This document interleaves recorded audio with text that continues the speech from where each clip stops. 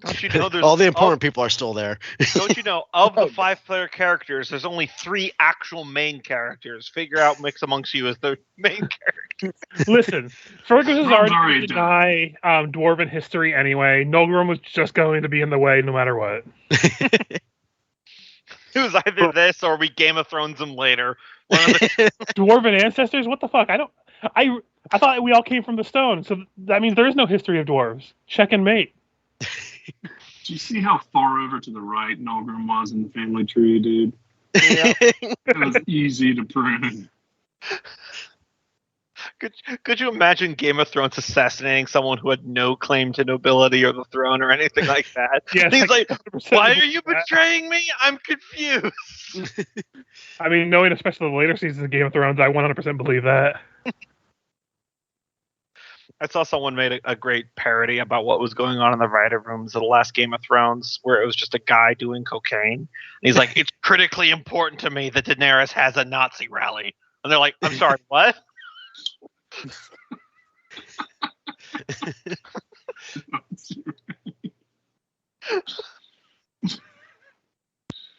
God, that show. I think a lot of people still have PTSD over that. I mean, I never really watched Game of Thrones, so I just enjoy making jokes about it. I read the books, and then when I realized they were going off books before the next book came out, I'm like, you know what? I don't need to watch this, and I don't think I need to read this anymore either. If it's been like 20 years since his last book, and he keeps saying, oh, it's coming out any day now. I mean, that should have been my first clue not to believe anything Overwatch team said. I've been burnt too many times from literal books, let alone video games. I don't know why you believe anything from Activision at all. Oh, I don't anymore. He was busy writing 3-sentence summaries for Elden Ring. You have to understand. Man, one day when it goes on sale, I need to buy Elden Ring. That looks good. That one does like a AAA game that does look fun as shit. Yeah, there are still good AAA games out there. You just have to kind of like them a little bit. You know, a game started off shitty but got good before we get into game. No Man's Sky. Yeah, that's what everyone tells me. Yeah. I just remember the shit show when they first released it, and then they kept having to tell people, guys, we did say it's in beta. Problem is they hyped it up so much prior to the release that they made it sound back like... to, stop hyping up games before they're even out. Exactly. Yeah, that's what I was saying about blame Shadow Drops. I don't blame the people that are actually was Peter Molyneux who did Fable. You know what I blame? I blame Minecraft.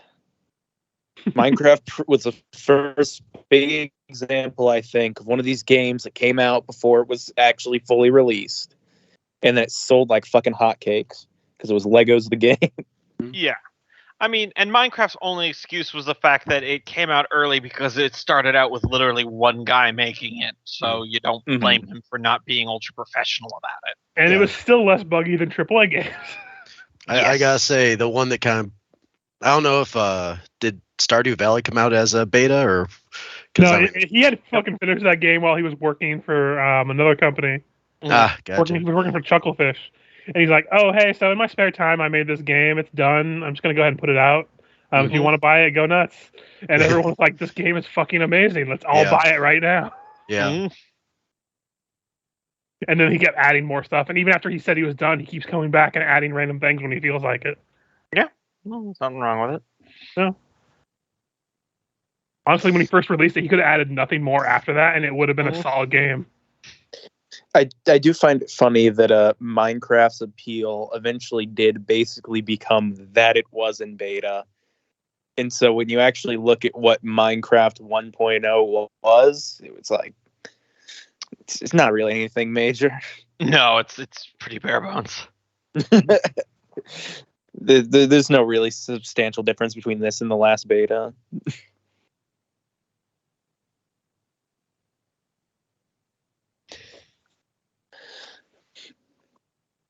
Oh, the wonderful, wacky world of video games. Indeed. I'm logged in. We can play. Well, geez, don't put out about it, man.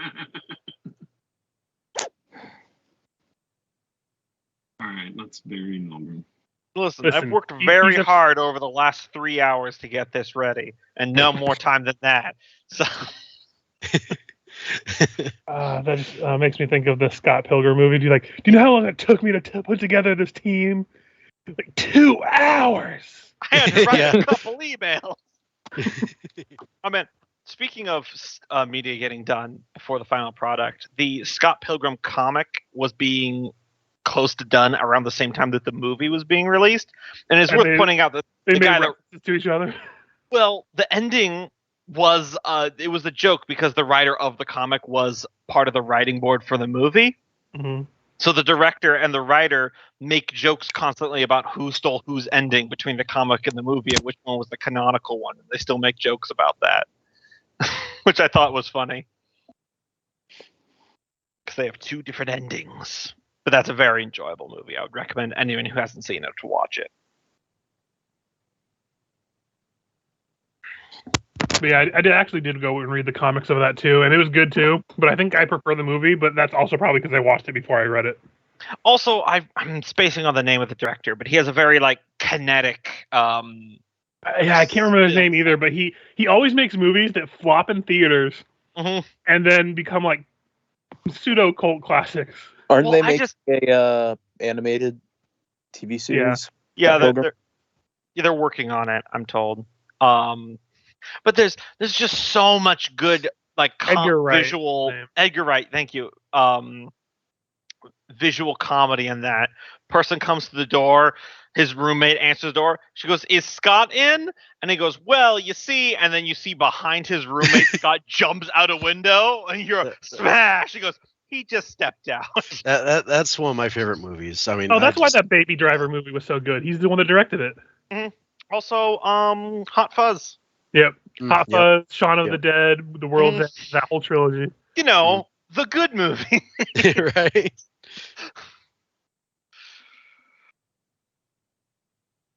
I never saw his movie that he made called A Fistful of Fingers, though. About British Western comedy. Okay, well, I'm going to have to look that up now. About a cowboy who follows a wanted man who caused the death of his horse. Easy. A Fistful of Fingers just sounds like a cowboy who beats the shit out of people. I'm pretty sure that's what the whole movie is. Shows up to the duel, no gun, just bare knuckle brawls him to death. Oh, the Ballad of Smoking Joe. Yep. I was just gonna make that joke. Oh Jesus. I can link that video for those who don't know what we're laughing about. It's a comedy. It's a comedy music video about the greatest outlaw wrangler in the West, Smoking Joe. He uses no guns. He just flips people off and tells them to fuck themselves, and they go to jail. Smoking Joe. I'm not gonna say I didn't make a villain based on that during my Western campaign on Fridays. Are you kidding? I watched that. I'm like, okay, how do I sling this into a bard or something? Right. I really want to make a bard that just damages people via insults, but it's one of the few things that 5th edition does that Pathfinder does not support. Mm-hmm.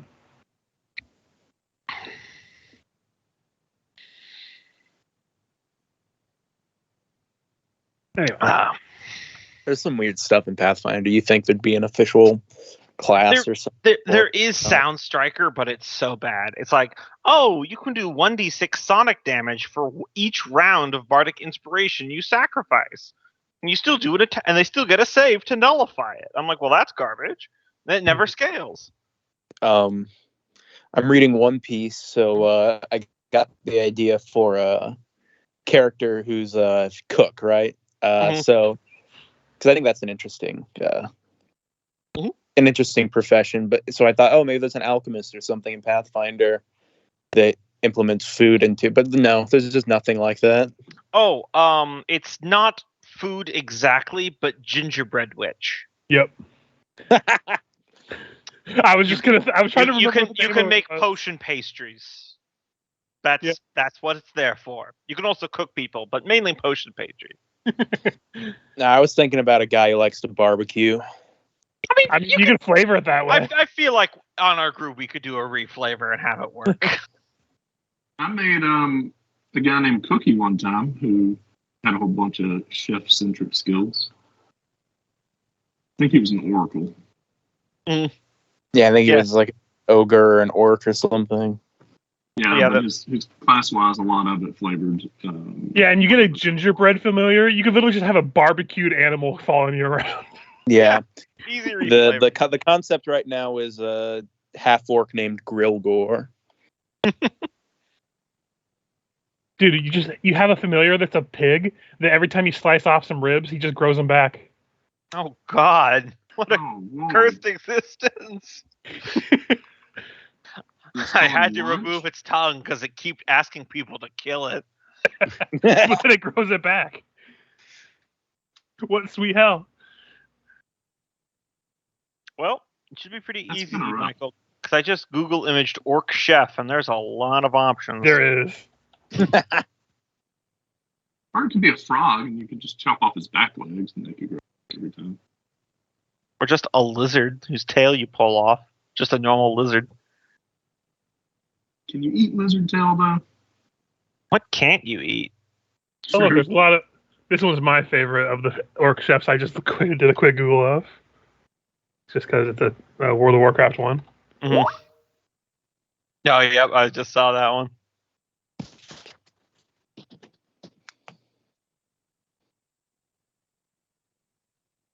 This is a orc NPC I created for a Warhammer short shot that we're going to do in the future.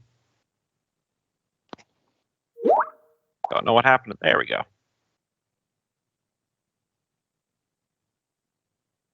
Yeah, I remember. Use one of the AI generators and have them generate Guy Fieri as an orc. Oh, wow. And then every time you cook something, like, this shit's money.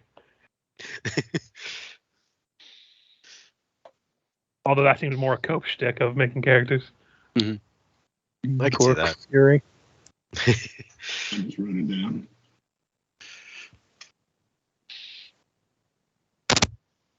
Oh, man. Gory Fury.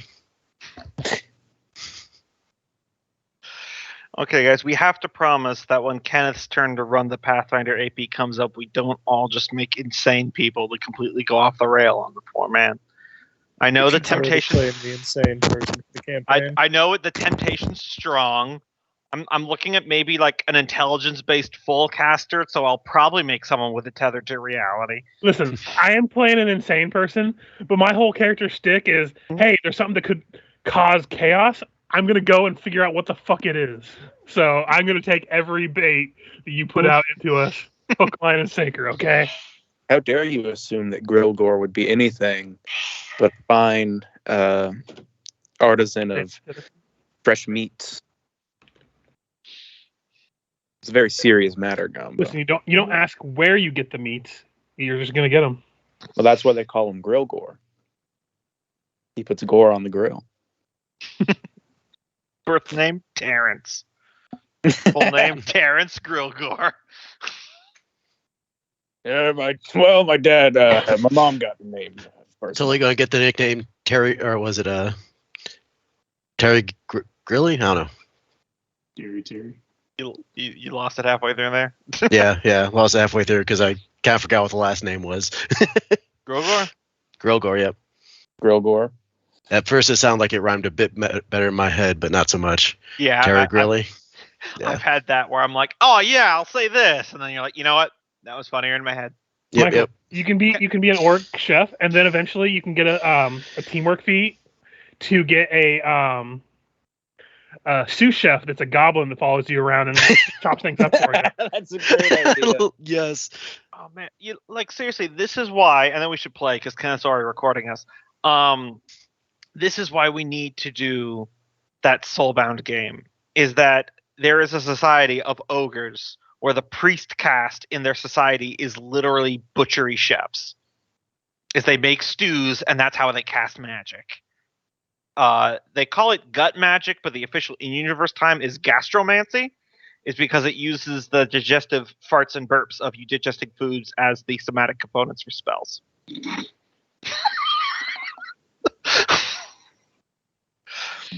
That's good. Fucking white wizard, dude.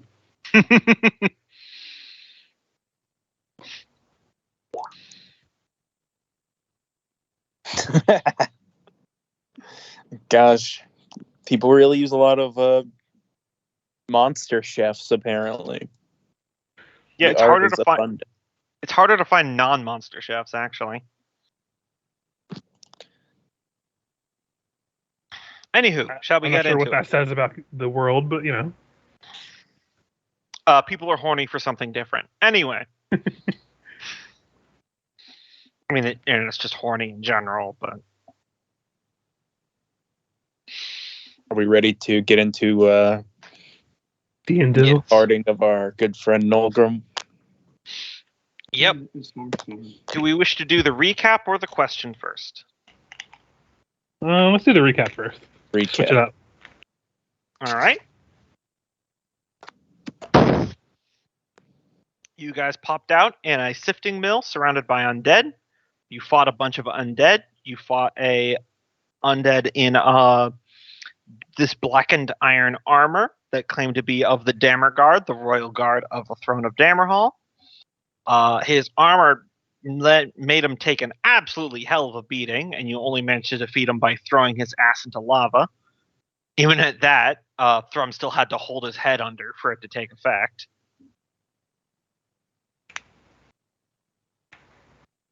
Taskell analyzed a remnant of that armor and determined that it was an alloy of the darkened metal of dwarven myth, whose name I am forgetting. I always call it black iron. It was like umberite or something like that.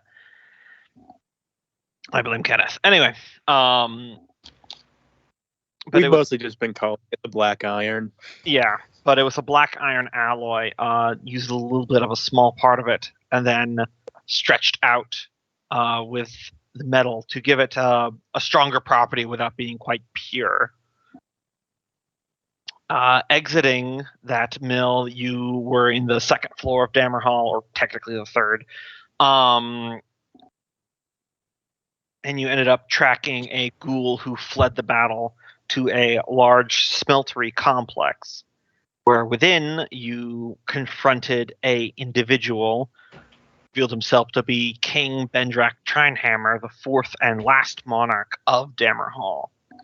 Before you engaged in combat with him, he was conversing with a horrible entity in the Forge Smoke, who he was apparently having a falling out with before cutting off the call. Nilgrim engaged in banter with Bendrak when battle was joined. You all started fighting the Dammer Guard while Nilgrim battled Bendrak himself, which was not going great. Ultimately, Nilgrim was killed in the fight, but you guys, especially with Thrum's thinking with his chains and the gears of the smeltery, brought the entire building down. Freya's suit was destroyed, but she did manage to fish Nilgrim's body out of the molten metal, where it was slowly being burnt and dissolved as you guys fled the collapsing building. And where we last left off, Nilgrim's soul was being tumbled into the whatever horrible pocket demiplane that the aberrant grudgebound go when a grudgebound dies without fulfilling all their oaths, but was plucked out by three spirits who claimed to be the three previous monarchs of Dammerhall. And that's where we left off. Can Freya use Nilgrim's body as a suit? I mean, technically, I don't think there would be any benefit to wearing someone else's corpse as a jacket, but yeah. Yeah, maybe to keep warm. I guess I won't GM, say no to taking a knife, splitting them up the middle, and wearing it like a coat. I don't think that would convey any benefits, but physically, sure. Kind of weird, but.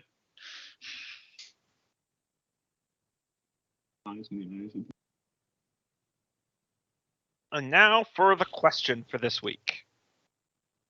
Really quick, Cope, Yeah. You're like so quiet, you're barely audible to me. Yeah, it sounds muffled to me. It does definitely sound muffled. I could still make it out, but it sounded muffled.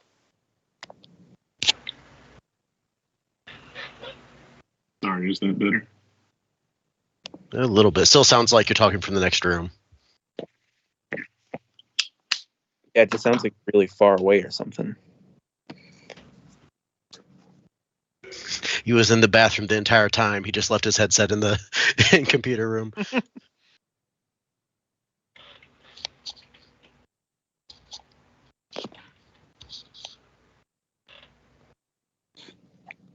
I don't know what you use to talk, but sometimes it'll auto detect something wrong if you have to, like, have a laptop, mic, and a I'm regular. fishing around trying to figure it out. Well, you sound way better now. Yeah. Okay, then that fixed it.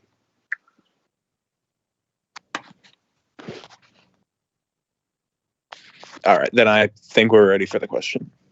All right. Question for this week is, for the most part, your group tries to be pretty virtuous, good people, sticking to the path of righteousness and your traditions and morals. But what would it take to turn you evil? What would be the thing that you would have to lose or be taken away from you, object or person, that would turn you to the dark side, so to speak? Are we talking murder infants evil, or just become an evil version of ourselves? You don't have to be like a genocidal maniac, but I don't have to be like twiddling my mustache, be like, hey, kill the young. No, just like utterly ruthless. There's no line you won't cross to achieve what you want. You know. Oh, if Thrum had to go back and live with most of his wives, that would probably do it. Okay. Other than that, though. Other than this nebulous cloud of NPCs that we keep hypothesizing exist, despite no material evidence. I'm saying, if we don't get back to, when we get to Kingdom Building, we don't have something to do with at least one of Thrum's ex-wives, I will be disappointed. Turns out he never actually got married to anybody. He's just... He was just tripping balls on shrooms in the forest. Nograms would probably be if basically everybody turned against him. Like, nobody was on his side. He's like, fuck it, I'm just going to do whatever the fuck I want because you're not going to like me anyways.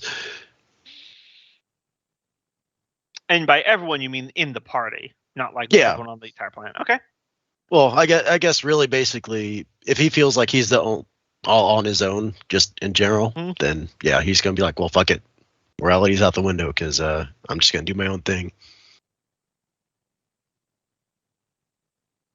For Fergus, it's not right this second, but when we do get to the point where if we recapture Dammerhall, he's really worried that he's going to be trying to be used as a figurehead while everyone kind of just goes back to the status quo when this place was taken over. And he is not down for that, to the point where he probably would set things up to fail from the inside if it came to that. Because he'll be damned if it's just going to go back to like, oh, well, we hate everyone, we're going to kill everything that isn't dwarf, and we're going to hate everything about it. Okay. Because he's with his whole thing is his father was like very stereotypical drink dwarf, ale, hate anyone who could be an insult to dwarven people.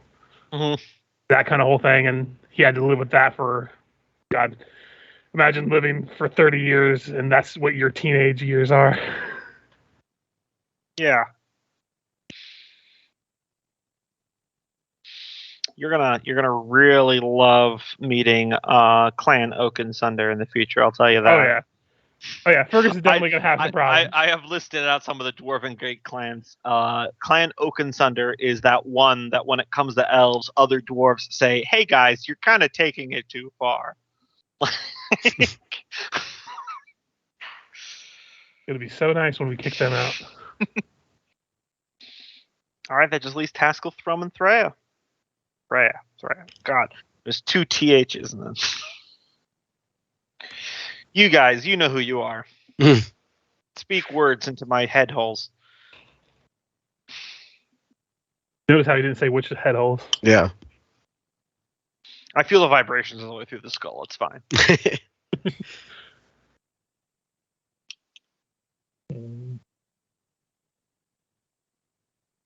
His God tells him his eyes off all at once.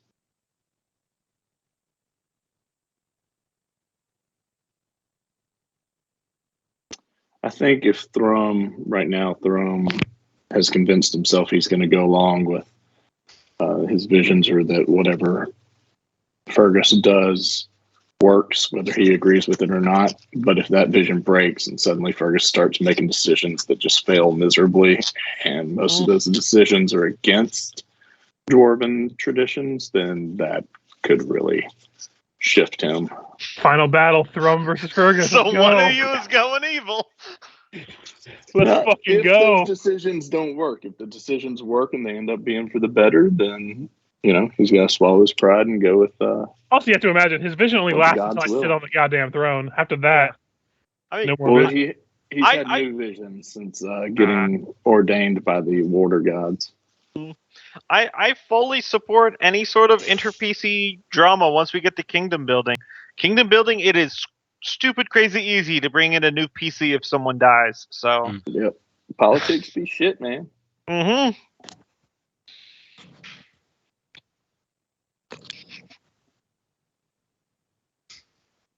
Sleep back. almost also feels like, if you want to try a new character, well, just take the Game of Thrones route. I mean, it's also reasonable with everyone except for, I guess, Fergus, that if after this big adventure you hang up your weapons and you go into retirement, that would not be unreasonable. Yeah.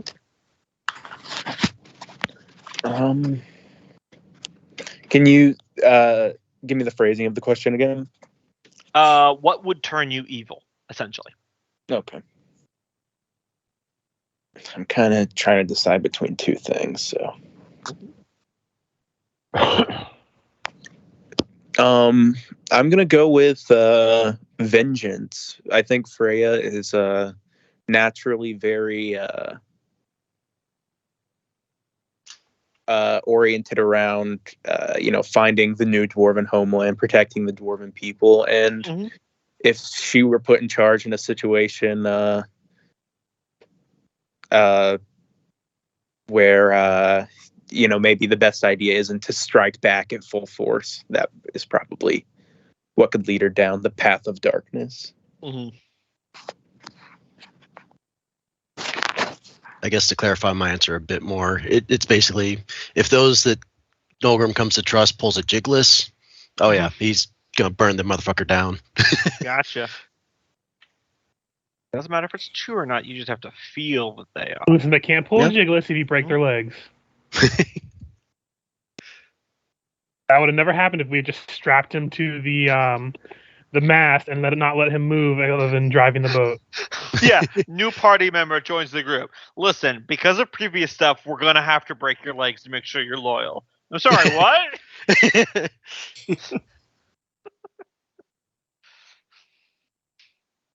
Am I being hazed? That just leaves Taskell.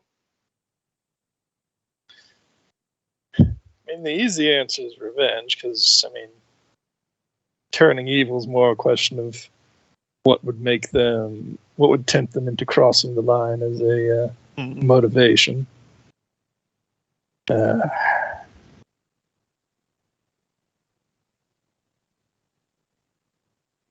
And it's one of those kind of hard to predict. Yeah, revenge. Probably if Freya had died, Taska would have become a lot more angry and vengeance seeking on this guy. I think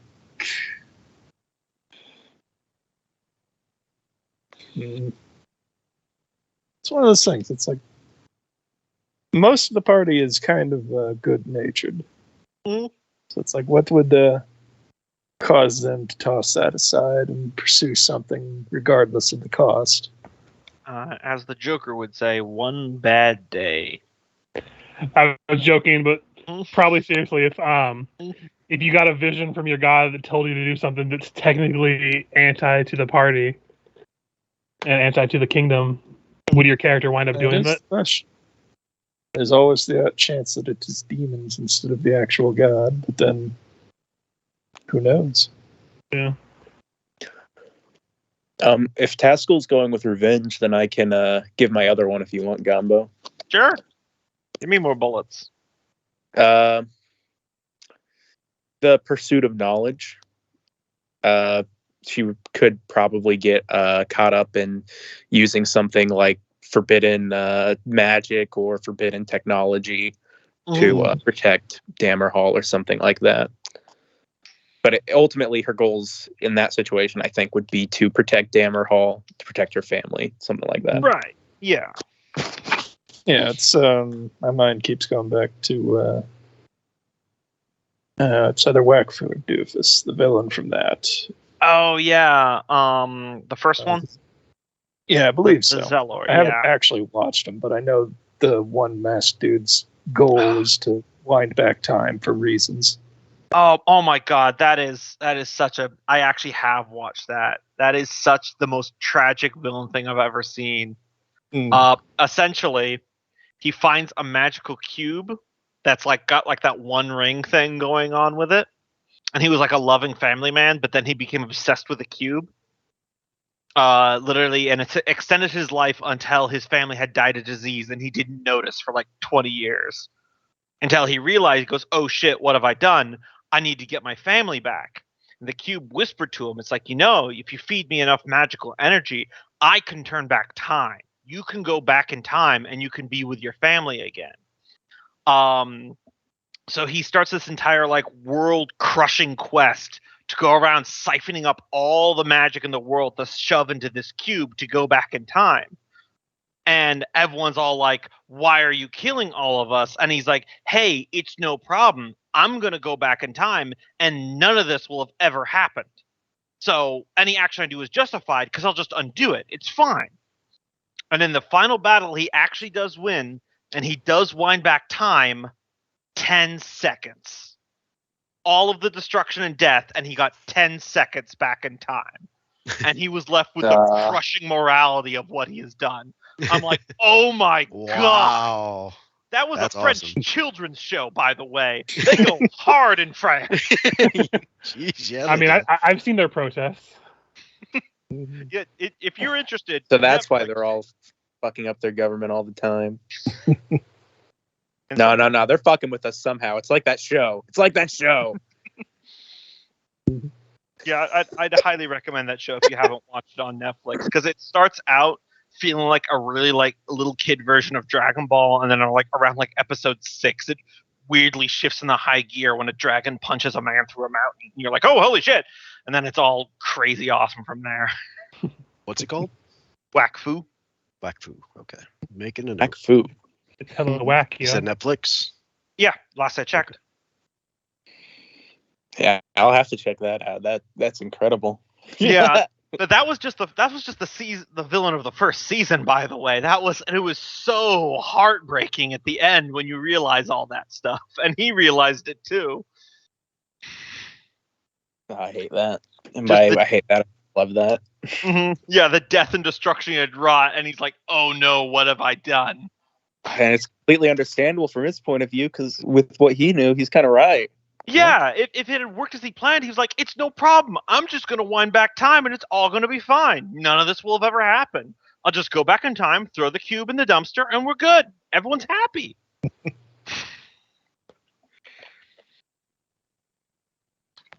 I wish I could have written something like that. That was so good. Yeah, that sort of. I don't want to say good intentions, because he knew what he was doing was wrong, but he thought it would be balanced out. That sort of crossing the line for a goal. Yes. It's because it's so understandable. I could totally see fucking myself talking yourself into that, right? Yeah, because it's so easy cool, to it's cool. rationalize. Yeah.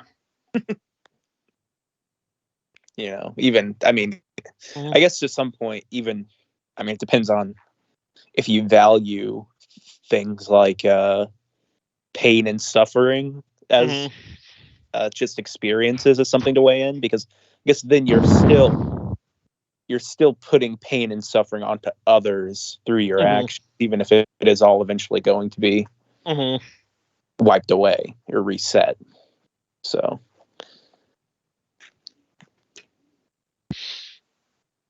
But yeah, he was a fun villain because he was an actual time wizard. So he could not always reverse time, because that's what he needed to do. He could stop time, so it looked like he teleported, but it's just because he froze time and walked around. It was Dio stuff. Yep. One of the funniest things, and we can get back to the game, when with time powers is just I don't know if you've ever watched this scene from JoJo's, but it's the character Polnareff who meets Dio for the first time in the flesh, and he walks up the stairs, and I'm not sure he necessarily thought about what this meant for Dio's Oh, the stair thing. Yeah. God, He walks that up the was so stairs, dumb. and then a second passes, and he's at the bottom of the stairs. So he's trying to figure out, oh my god, what's he doing to make me reset to the bottom of the stairs? Dio's power is he can pause time. Mhm. He was pausing time, physically picking him up, running him down to the bottom of the stairs, putting him back at the bottom of the stairs, sprinting back up the stairs, and then getting into the same pose. No, you want to put it like that? That's just silly. That's a flex right there. Yeah, that's why we don't see it from his perspective. Anyway, you ready to get into the current time? Oh yeah. All right. So we rejoin the party as you all are fleeing just outside the collapsing smeltery that you had brought down.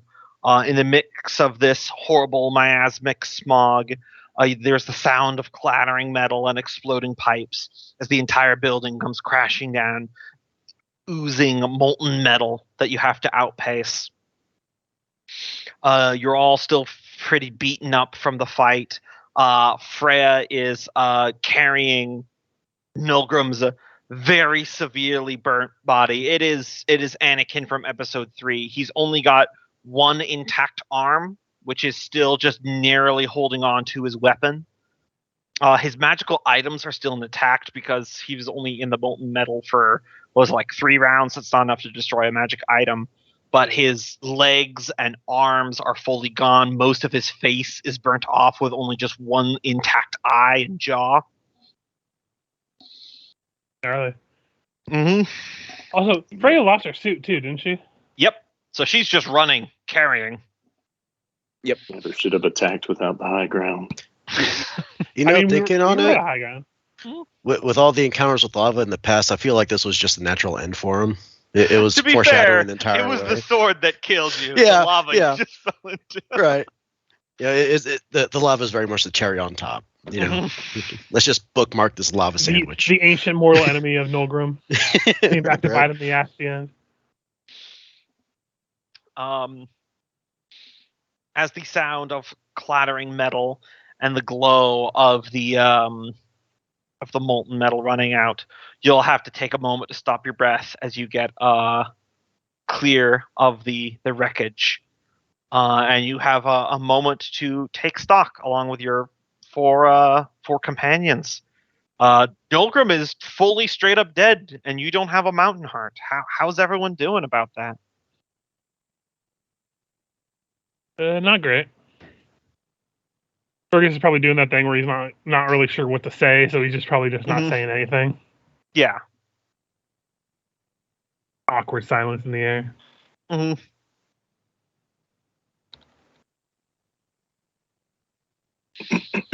Pascal, is there anything you can do for the boy? No. Not with the powers I have currently from Father Mountain.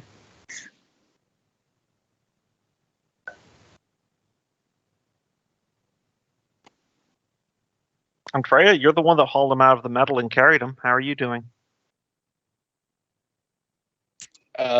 She doesn't say anything, partially because she feels slightly guilty because she knew Fergus would have interfered in that fight if she hadn't stopped him. Mm-hmm.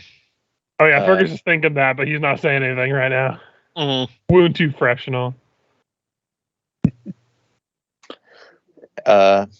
Yeah, but she obviously she had that moment. She has tried to cast Revivify, it didn't work. So she wouldn't speak up at all to that.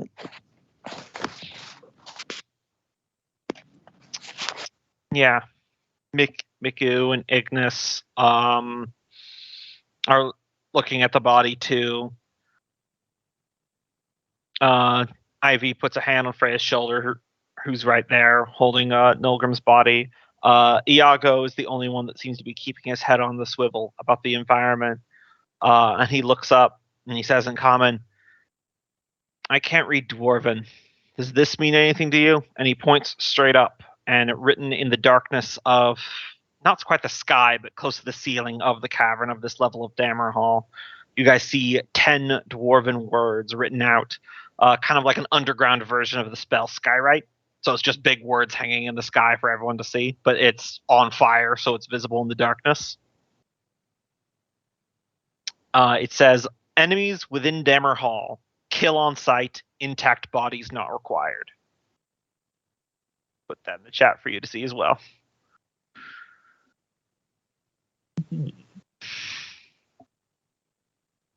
So warning that we're here.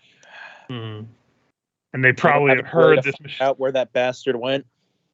I don't know, but they probably heard the rubble of this building coming down. We probably should beat feet and get the fuck out of here. At least get somewhere more secluded. Also, I'm pretty sure that's Yep. you, Gombo. Do you lava land up here? I did not, no. Someone learned how to change their color, Co. Busted. Sorry.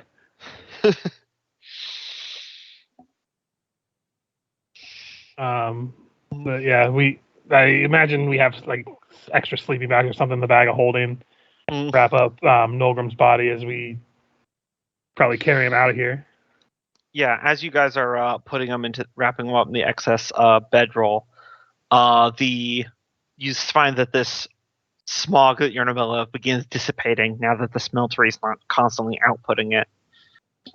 Which is strange because there's still no breeze around here, so logically it should linger, but it's not in this case. And as you guys are wrapping up Nolgrim's body, there's this snout popping sound as one of his fingers twitch. That happens sometimes with the bodies. The head creaks around and a hand reaches up and lunges for Freya's throat, and we'll come back to you in a minute because the dead That's body a little less common. Yeah, the dead body This just is a animated. special case.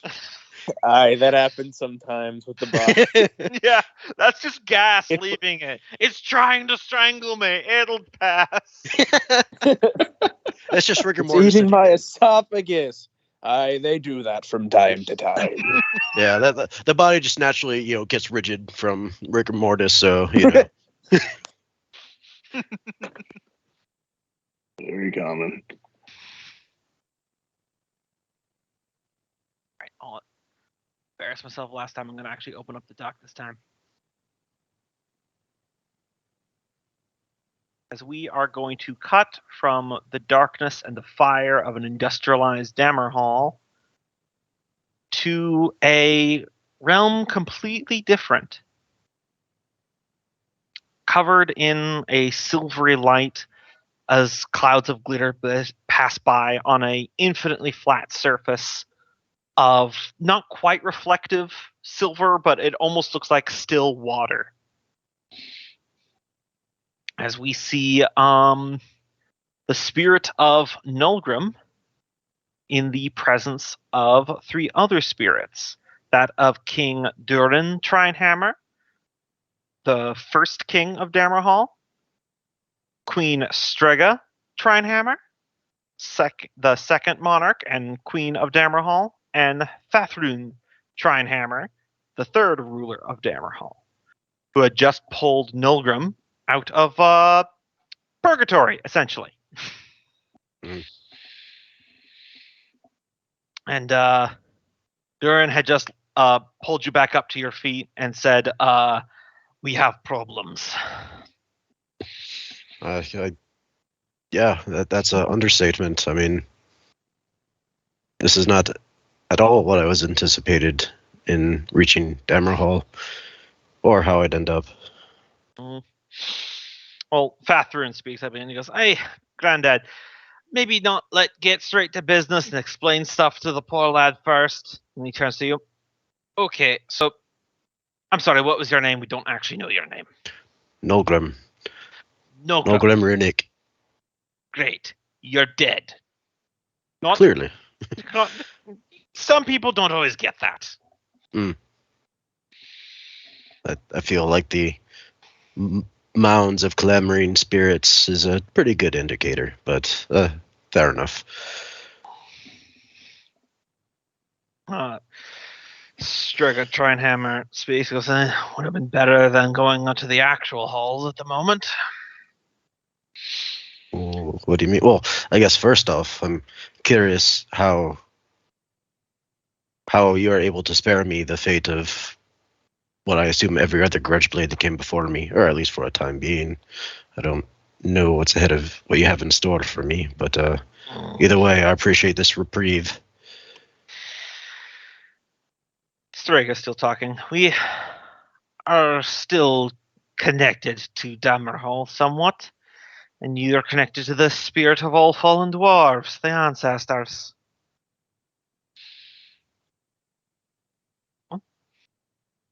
You're able to use that connection in reverse. So, make no mistake. And she steps around you, and she seems to pluck something invisible in the air behind you. And then, as she does, there's this single silver string that comes out of your back and just seems to go into nothingness. Mm-hmm.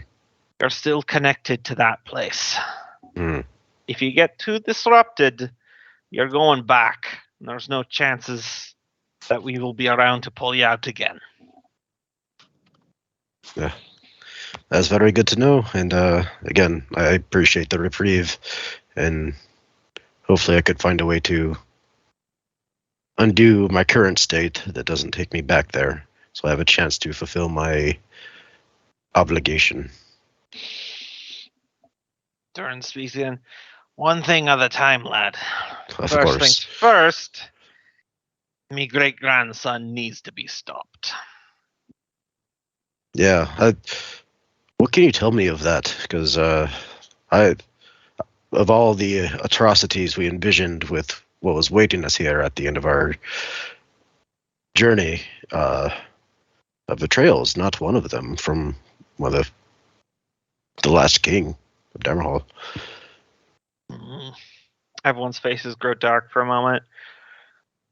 We are unsure exactly what happened, but the terror goes deeper than you probably realize. I think I got a pretty good idea of what he's forging or manufacturing. Off-brand versions of what I encountered, or what we encountered in what's the pirate city? Dinport. In Dinport, we found a finger made of, what type of iron? Or what was it called? Well, just black iron. Yeah, black iron. Mm. And it had a particular aura about it. It seemed corrupting by nature. It's not what he's making, lad. Though that is bad. It's how he's making it. That's true terror. Powered by the souls of our people. Daughter, why did you just show him real quick? She goes, right, and she pulls out some ghostly tools from her tool belt, like a hammer and a chisel. You've seen Freya do this. This is artificer spell casting. And looks like she's bending down, going to use the very silvery surface of this astral space you're in as a scrying mirror. As she casts scry, cross planes, and you see into a place that has been described in countless dwarven tales, the halls of our fathers, the dwarven afterlife, the place where if your body is properly buried by being submerged into lava or being burnt, your soul will journey to reign eternal with the ancestors of old. And it is horrifying. What was supposed to be a grand hall filled of the greatest stonework of all the dwarven stonesmiths who ever lived has been overshadowed by metal scaffolding and clanking gears. You see these long, they're not conveyor belts, but you know those like sliding chains they have at butcher shops that they hang slabs of beef on with the meat hooks? Mm-hmm. Yeah. It's like that, except instead of beef, they're dwarves who are being suspended through the hooks by their hands together. As they are being carted through the halls, where they're then being separated out, some of them being dumped screaming into large vats of metal where constructs stir them around as they try to clamor and get out. And others are being thrown into furnaces or shoved into large pipes that are then moved through doors that you can only assume is to elsewhere for other horrible fates. What you're seeing right now is essentially Bendrak turning dwarven heaven into a power source. He is plundering every dwarven soul who ever lived and is currently dying and getting a proper burial to be the fuel for his furnaces. Every dwarf across the entire world that dies and gets a proper burial ends up here where the hell begins anew and their soul is used as raw material for his factories. Oakham just staggers from that visual. Mm-hmm. It's one of those where it takes his mind a while to fully process what he's seeing and the ramifications it presents. Yep. Strega closes the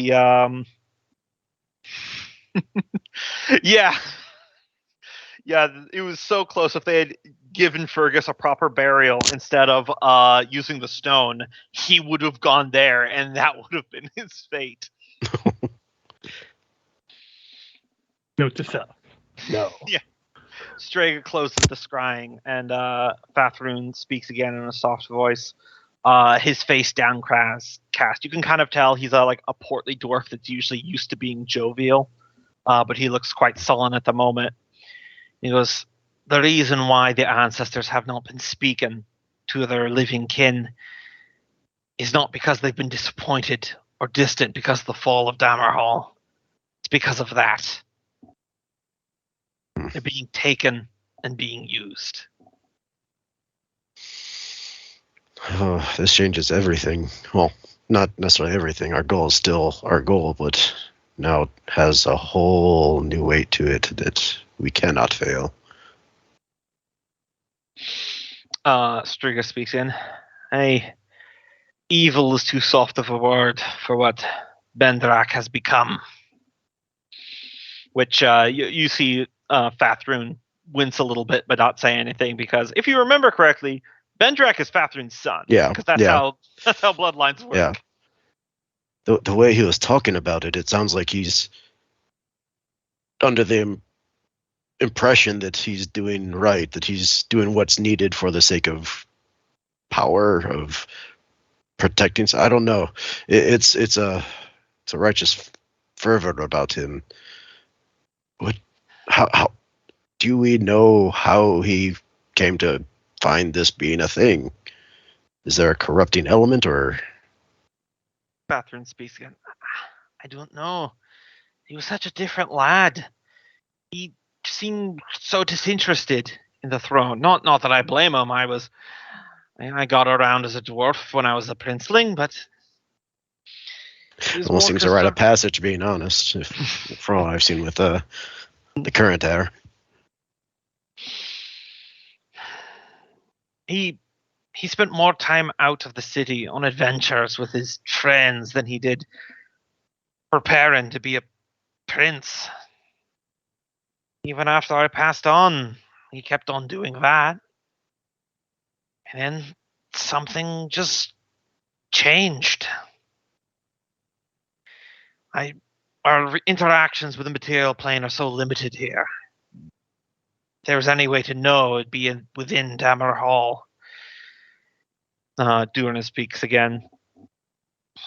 But onto the matter's material. What needs to be done to stop him?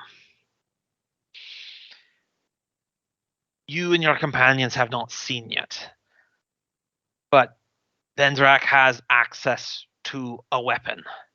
It was the construct that killed all who lived within Dammerhall. If your connection to the dwarven spirits is strong, you might have been seeing visions of it.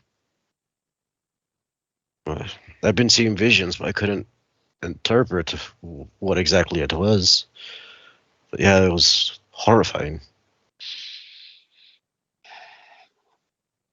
Striker speaks. From what little I know from scrying, it is the most dangerous war machine that has ever been built. 1,000 armies cannot bring it low. Not directly, anyway.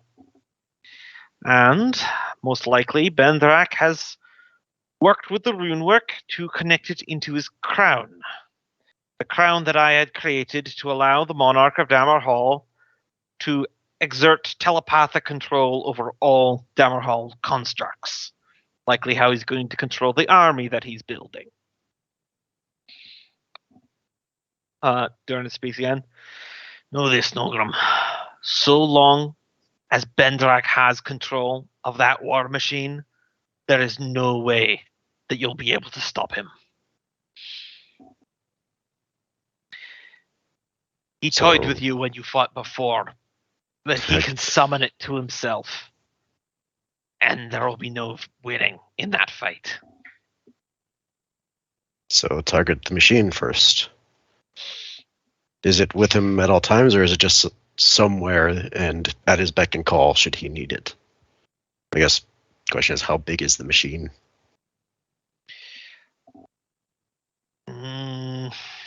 Unknown. Once again, we are distant interacting with the material plane, but that's where you can come in. Your death is more recent.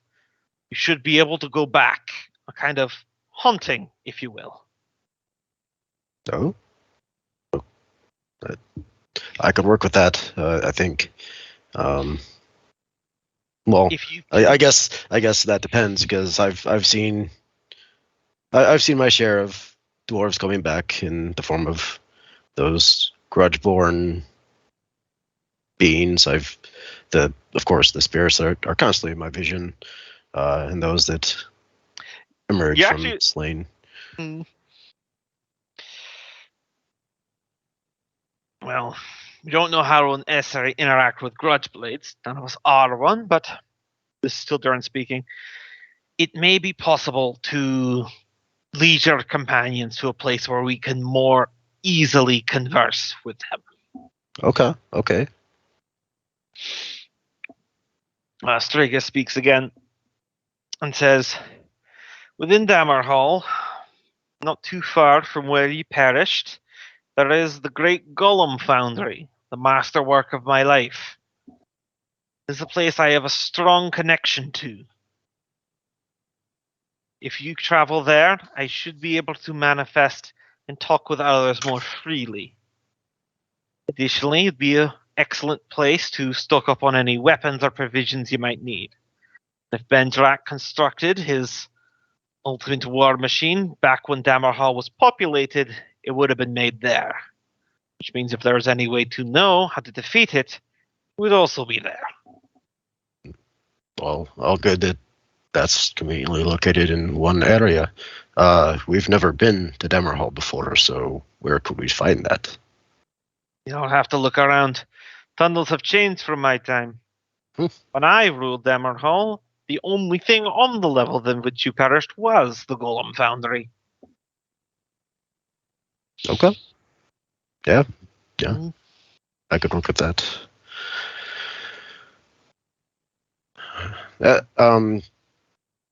Nogrim has a side thought of wondering, what's the burial or funerary rites for the monarchy? Because he's kind of curious how they're not the exact same, as far as you know, of everyone else. Okay. And in that case, Nogrim will kind of pause for a moment. I can't help but wonder, how is it that you were spared the fate of the rest of our people? Durin and Fathrum turn and give Striga the most gnarly familial side-eye that you've ever seen. And she crosses her arms and goes, I still apologize for nothing. Fathrum goes, my beloved mother here took it upon herself that in her reign to have The magma our bodies were dissolved into removed from the heart of the mountain where all magma flowed and put into sarcophagi within the palace. Strega didn't think we needed to be mingling. Well, I guess it paid off this time around. So Exactly. I just had excellent forethought. It's not my fault I was such an efficient queen. And then Fathrup's like, oh, that's bending history to your favor, and you know it. Thus begins a solid 2 minutes of familial bickering. right. Dealing with 3 generations here. Mm-mm. Meanwhile, Nolgrim's like, I think we're on a time crunch, aren't we? It's the astral plane. Everything's relative. Well, yeah, there's 3 of them right there. Zing!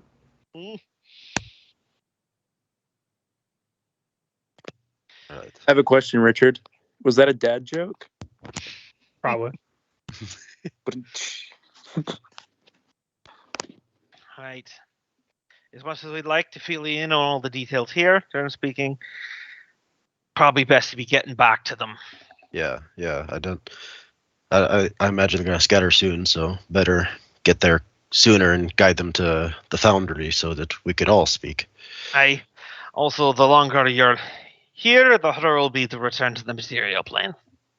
All the more reason. All right. How do I go back? All right.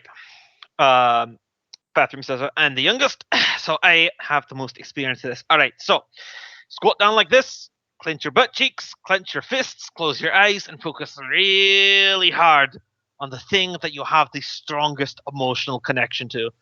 And pray to the gods that it's actually still in Dammerhall. It would be bad if you just ended up somewhere on the opposite side of the world. Okay. Got it. And he does exactly that. Mm-hmm. The clenching of the butt cheeks fully unnecessary, but it is funny. Mm-hmm. He's following the instructions because it's not like Yep. he has any other frame of reference. All right. So, meanwhile, back with the party in the material plane, how did you subdue Nilgrim's animated dead body? We're not doing an counter or attack roll. It's one mutilated zombie, and you guys win. Like, do you hold it down? Do you Official chop it burial up? is to The one arm that's to thrashing dunk him about, in I the just lava, put it. right? I was gonna say the one arm that's flat flailing around. I just take my hat of holding and I stick it in there so it can just wiggle around all at once. Like, that'll do for now. I can't move. Well, can, but it's in a hat. Basically just cone handing himself. Yeah. You were saying something, Thrum? I was going to say official burials to deposit him into the lava flow, right? Since we're here, we want to go ahead and get on with that.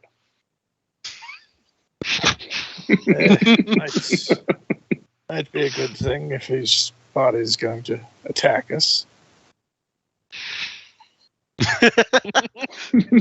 And right about that Start the clock. I mean, Tactical, can't you just eliminate these things with the breath? Like the undead part, at least.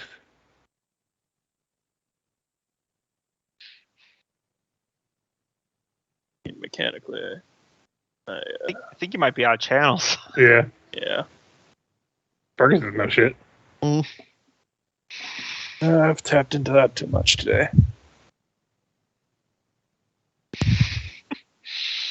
As you guys are deciding what to do, Nolgrim, you manifest back in the material plane, and there's an I-beam going through your incorporeal chest. Oh, that's fun. But you're in the ruins of the refinery, and you sense your tether very close by. Okay. I think he's wanting to try to find something familiar. And I think we discussed this aside. Yes. I find it. You find it. All right. I do as discussed, and from outside, as you're kind of hovering over the body trying to figure out what to do, you hear a rumbling coming from the wreckage of the foundry. A cacophony of basically scattering stone and bending metal. Something big is coming. Probably draws your attention. Very likely, maybe even put you on edge of, oh, now what the fuck?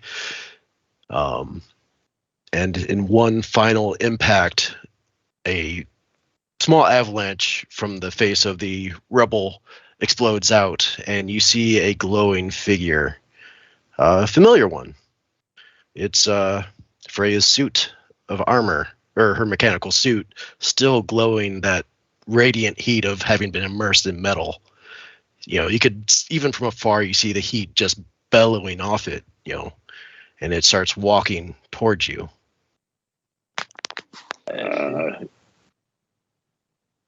Guys, I That didn't. has to happen. I didn't put that in there. I don't. I mean, I started looking through the Book of Runes. Did I get one of these wrong? I mean, this is Fucking cool. Don't get me IKEA. wrong. I'm all for failing forwards, but So that steady gait, it paces towards you, gradually cooling off more and more, but still has that ambient, superheated glow. As it, by the time it gets probably within 20 feet of you, it stops and almost kind of settles down into a crouching position. And the heat at this point fades enough where, you know, that glow subsides, and in its place, you notice that there's only one portion that kind of has a still glowing visage, and that's the eyes, as it has a almost bluish tinge to it, a ghostly blue, you could say. Yeah, Freya, this is creeping me out. And from the suit itself, not really, the mouth isn't moving or anything like that, but it still has a voice. I believe you dropped this, fellas, and with that, Nolgrim will step out of the suit, as it were, but instead of like the way Freya does and, you know, climbs out, his incorporeal body just kind of depossesses the suit of armor and stands before you. Nolgrim, what's going on? I was spared by the former monarchs, and there's a lot to discuss. That there's so much wrong with the afterlife. This is a lot bigger than we thought. He would look over at he would look over at his body. Yeah. So, Nolgrim, you're treated to the truly surreal experience of looking at your mutilated dead body from the outside. I never thought myself a looker, but god damn. Wait. Am I moving? Oh yeah, your arm's flailing about. I just kind of stuffed it in a hat for now. Might be something to do with the magics about the place. Okay. First, very important, do not drop me in lava. None of us go in lava. It is, we'll explain later, but for now, that no dwarf should be cremated in lava. at this point, until we sort this Freya out. is going to speak up. She's going to say, "So you expect us to just believe that a ghost of our fallen dwarven comrade is telling us not to give him a proper burial?" Fuck yeah. Fine. I'll ask you a question that only one of our number would know the answer to. All right. Which one of the dwarves that stands before you is heir to the throne of Dammerhall? Yes, Point to only Fergus. the group knows this. Him and every person Nolgrim's ever done. You know what? I'll do you one better. Of the group of us, which one's your favorite? Still linger. All right, what was the he'd name of have- our You captain? know what? He hesitated. I believe him.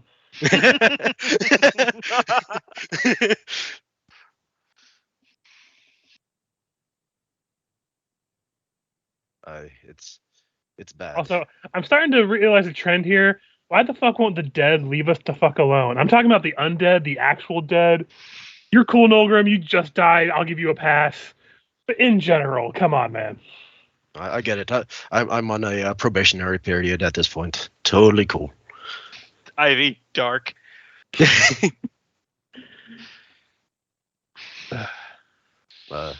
Nolgrim is probably at this point looking around and notices the skywriting. Oh, that's this stage just gets better and better. Yeah, I'm starting to see some things moving in the distance, and I don't know if it's my mind playing tricks on me, but we should probably start moving. So Should we- do should we we, need to take double- this? Should we double tap your body and just take it with us? What's going on here? Yeah, go ahead. Whoever's piloting it now, break it. Okay, I just stick my dagger into its skull. Stop moving. Stop moving. Shh, go to sleep, Nolgrim, go to you sleep. have the unique experience of hearing the horrible, like sticking, squishing sound that Fergus repeatedly stabs into your skull. You, And it's you see twisting his and- eye twitch just from having said it but not really considered the consequences. And Listen, this would be much more cathartic if it was Thrum that died, but you know what? I do what I can. yeah, I'm just glad I no longer have a stomach to throw up, because this is a unique sort of body horror that I've never anticipated. You see Iago takes off his hat and rubs the bridge of his nose. Says, when I was a young man, I didn't take drugs because I didn't want to see weird things. And now here I am. Well, that'll learn you not to take drugs. So Nolgrim, you're stuck Wait, here no, I in think this he world. should have taken drugs the whole time. I mean, yeah, burn if you got them. Remember, kids, the moral of this campaign is do drugs frequently and often. I mean, you want to be The cool, more right? you know. Yeah, You don't want to be a square. right. But to answer Thrum's question, he would say more like I was spared the fate that awaited me beyond. This isn't permanent. I could still be unmade and be taken right back to the fate I was spared. You've seen it. You've seen some of the former grudge blades I've conjured to our aid. Mm, I think it's safe to say that this is a better option. This is why you don't go signing your signature in weird books. Anyway, Thrum, you want to carry the body? You're the biggest of all of us. do we need his body? I just throw it on Thrum's shoulder. Bring it Please along. We're going. take it. There might still be help for it. It's oozing something from the head. And again, careful with it around lava, please. It's a reoccurring. Magma just attracts me like a fucking magnet, apparently. Nolgrim will say, I'll take the suit for now, and until we get someplace where he could repair it. And he would jump back in the mech and possess it. Mm-hmm. I will move you guys back over to the big map. Ghost Nolgrim. Ba-do-do-do-do-do. Also, if I remember correctly, Loki, you don't have any levels in Warlock currently, correct? Nope. So you probably noticed this when you looked around and saw the skywriting, but you didn't comment on it. But you know those shades that are always following you around? Mhm. None of them. They're Yep. gone. You're actually free of that for the time being. Almost feels a bit lonely. Yeah. Why are there dead people watching me poop? But then they get close to, another horse, like, better. Okay. We're still good. All right. So you guys should be on the map. You're here on the big old refinery, which is now, I took away the smoke effect because you guys brought it down. Any ideas we should go, guys, or should we start moving? Well, ultimately, we need to find the Golem Foundry that I was told if we could reach out to the former monarchs and have a conversation with them while also having the key to defeating need to start writing down these names. The current king. So, do any of you dwarven nerds know where the Golem Foundry would be? I don't fucking study history. Here, I'll just drop this in chat to chat. on the wall. I'll drop this in the chat for posterity. Ah, perfect. Well, drop that in note. All right, what's the plans, mans? Would anyone know, like, in character where, like, the place would have been located before the fall, so we can kind of get a sense of which direction to go or anything? But I know Fergus wouldn't, but that's why we was asking the group. Anyone who The you whole thinks area's that, found it to some extent. yeah. Can I try knowledge history? I figured at least Nolgrim or maybe Freya might have some kind of idea, if anybody. As far as you remember, Nolgrim, the fabled Golem Foundry was on the same level of Dammerhall that has the gate out into the Underdark. The main gate, not the secret passage that you took, which you believe is this one. Did you point somewhere? No, like literally the map that you're looking at. That Oh, you're on I gotcha. right now. Oh, okay. So this level, somewhere on This level, yeah. Okay. Gotcha. Well, I don't know if it matters at all, but I just rolled for prosperity. I mean, 25 is a It's lot like- better than 16. It's the second left over there. Second door on the left. But It would as make I- sense that Freya would There's probably have that researched a bit more wall, intently so- on that. there might not be that big of a difference between a 25 and a 16. You're Yeah. just 100% certain it's on this Okay. third layer. All right. Well, somewhere here. Well, let's head away from where we started. So, Mm. no opinions. I'll head south. Looks like we come to a wall. Correct. And more wall. Hey, we're back to our navigate by wall strategy that we had to abandon in the Pirate Sea. North or east, or north or west? Yeah, it looks like west is probably wall. To the north. Let me know if I need to Alright. stop, Jumbo. All right, stop here for a moment. You see this right here in front of you, right? Mm-hmm. This is an abstraction, the best I could do with the map, but from those little buildings there, now that the miasmic smog is cleared, you get a proper view of what this section is. And it is row upon row upon row of black iron wheeled war machines, followed by 8-foot tall blade armed golems that form like phalanx formations, as well as even larger broad golems that are like 15 feet tall, 10 feet wide. Their arms end in rotating drill bits. They all have the same motif of black iron armor, just like the Dammerguard that you fought, along with grills that make them look like living furnaces. And you see, even from just this little perspective here, hundreds of them, and you see small lines of these war machines mounted up with ballistas being moved in by undead workers to be put in formation. The army that Bendrak is building. Constructs have always been a staple of the Dammerhall military as like heavy support infantry, but it's uncommon to field more than a dozen or so in any army group because they're so difficult to make. But this is hundreds, at least as tough as the Dammerguard that you fought. And the Bendrak's been expanding the army. If this force ever leaves Dammerhall, you don't know of any kingdom or nation that could stand a sustained war because they are tireless. They don't have morale. They don't require supply lines. They can just roll up on cities, topple them, and keep moving. Are there any keys in any of them? They all appear to be autonomous, but that depends. I'm just looking for a distance. Do you want to go down amongst all the golems and war machines? Oh, hell no. Because they're just standing idle currently.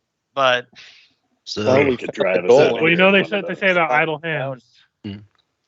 as a point of interest, I got a little bit of information that those very well may be controlled by the crown that Bendrak wears. So we take the crown, we gain control. Well, first step is destroy the machine that destroyed our people. Apparently, he could bring that to himself at a whim. He was just playing with us in the foundry. Again, once we get somewhere safe, there's a lot I have to share with you. So, should we all try to like do a group stealth to try to move silently at this point? Since Yeah. don't want to alert things. Yeah. I'm outside of my suit, so my stealth will actually be good, I think. Whoa! I am not stealthy today. Jeez. God damn it, Thrum. When rolling stealth, I imagine the suit has stealth at disadvantage. Pretty Well, sure. currently, how I ruled it is I'm treating the suit that you're possessing as essentially armor. Yeah. Because it's not actually a functional golem. You're literally using your ethereal power to hold desperate pieces together. Mhm. So you still just use your flat check. Yeah, it wouldn't be like Freya, where if you're Right. rolling Freya, then the suit would have to make a check, and the suit has a +0 to its dex. Okay. Works for me. I like the name Ghost Nogum. Very on point. You even got a new token. Stealth. I'm pretty happy with how that Photoshop came out. Yeah, it looks really good. I don't know why it rolled it. Well, you rolled a natural 1 the first one anyway. Mhm. Yeah. Oh, you're wearing heavy armor. That's why. Heavy Yeah. armor poses a disadvantage. So let's see. We're not moving the quietest of the bunch right now. Thankfully, Thrum did get a natural 1 or get a natural 20. So So it counteracts Oh, my yeah, natural great. 1. Mm. Looks like Anyway. we're at net even. Where are you guys headed? Do we want to go east or circle around and then go north? I would say, I say east. We've come this far. like I said, we found the golems. Now we just need to find the foundry. All right. So what you see here, the tip of right there, Mhm. is a large fortress with battlements and ballista. Maybe go the other way. Does it look old? It looks like it is. It's not the brutalist industrial. This is classic dwarven stonework. This has probably existed and was functional before. And we can tell this wouldn't have been the Golem workshop, or would we know by This looking at this it? is definitely like a fort. Okay. No, it's probably. Does it look banned ringing from around afar? the front gate? Yes, it does. Okay. So let's Yeah, take The that's undead one. moving around here don't use a lot of stealth because they don't have a need to, for the most part. Do we want to hide among these, and or do we want to just backtrack entirely? I say we just backtrack. I don't trust going into the middle of the golems, especially when That's you fair. said he can control them with his mind.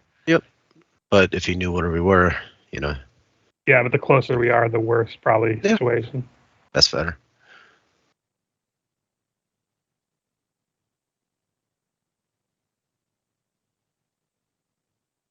Let me know if I need to stop going. I saw a ring. I was just moving stuff around while you were moving.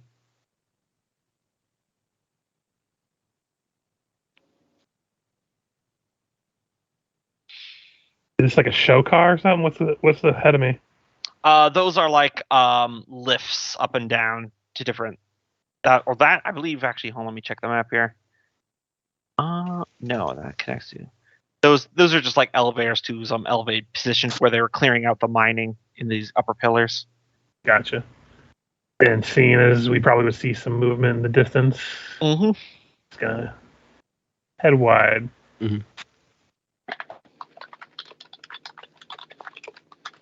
Maybe through those pillars. I was just gonna start heading left and see if we can find anything.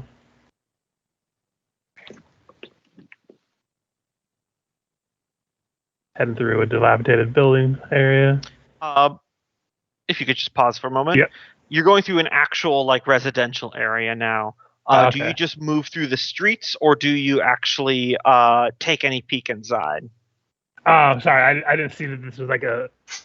Yeah, no, I misunderstood the map. Yes, we probably would take a look before we just march in.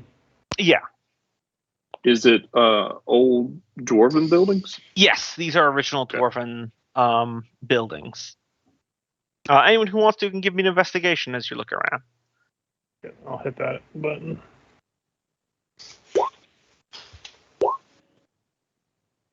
And it didn't roll my D4 that I get for investigations, so that would be a 16. All right, so it looks like you're kind of getting the same amount of information here. Looking around, all the dwellings have been completely tossed, like someone has searched through them. Interesting bit is that the things that you find missing in all of them are all the cutlery, the knives, any metal, anything that is made of metal has been looted. Is there any indication that these are still being used, or are they just taking advantage of the fact that undead don't need to rest? Very much abandoned. It seems Should like we it's try been a to- place. Yeah, I was gonna say, should we try to hide and get whatever we can count as a rest? Yeah, I know some think people are so. rather wounded, so I would say so.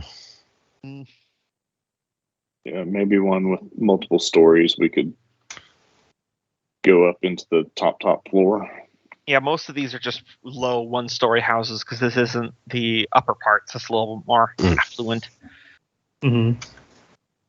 This is the developing area of Dammerhall. Whichever one doesn't look like it has too much blocking, that like something that we can put go through the door without having to make a bunch of noise, but then be able to like cover it up. Yeah. Something like that. Namely the mech. Yeah.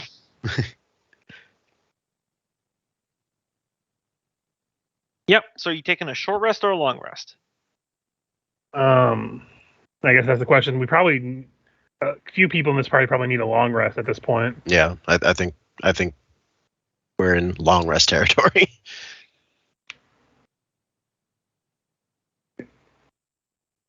Because I don't think it's going to get any safer on this level.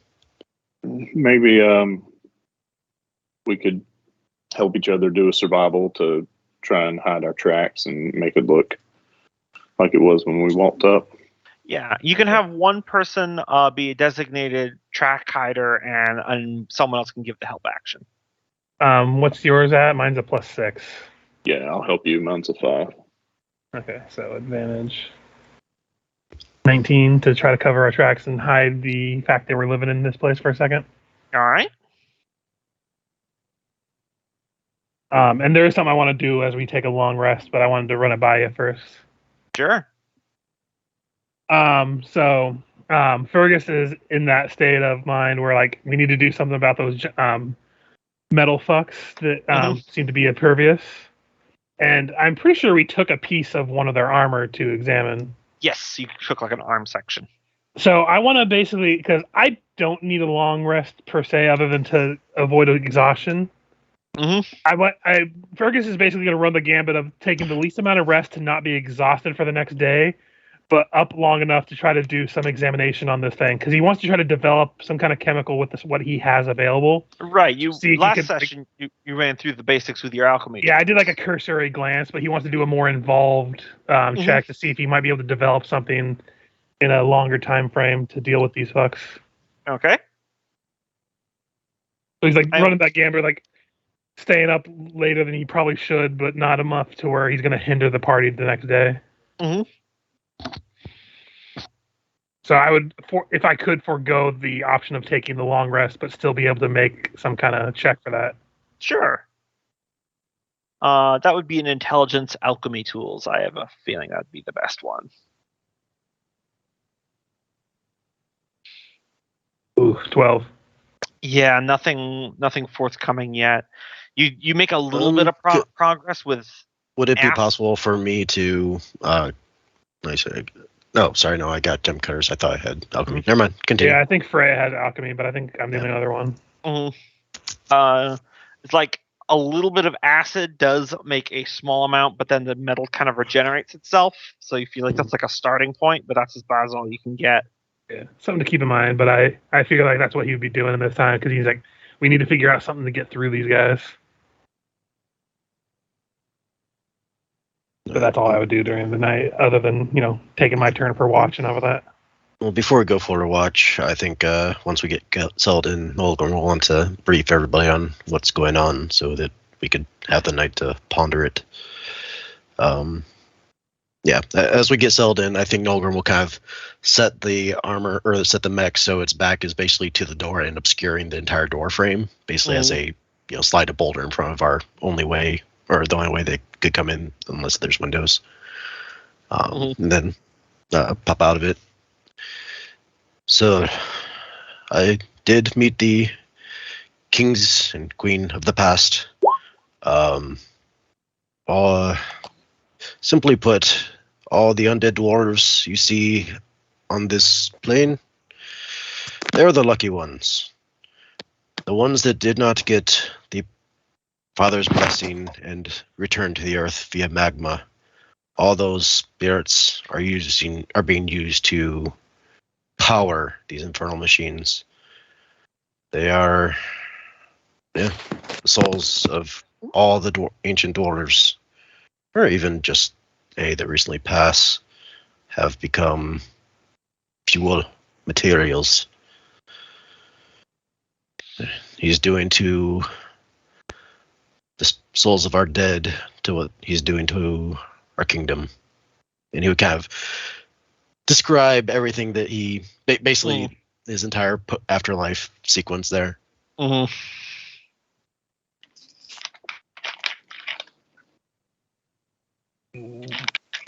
So anyone that your characters had known that got a proper burial before you died, you now know for a fact that that's what they were sent to. So two things. Sorry, kids, Grandpapa is not in a better place. So Nolgrim's two kind things of have come out of Fergus's mouth when he hears that. Like, I didn't think I would have to say it before, but I'll definitely say it now. I never wanted to do a proper dwarven burial to begin with. Definitely don't want one now.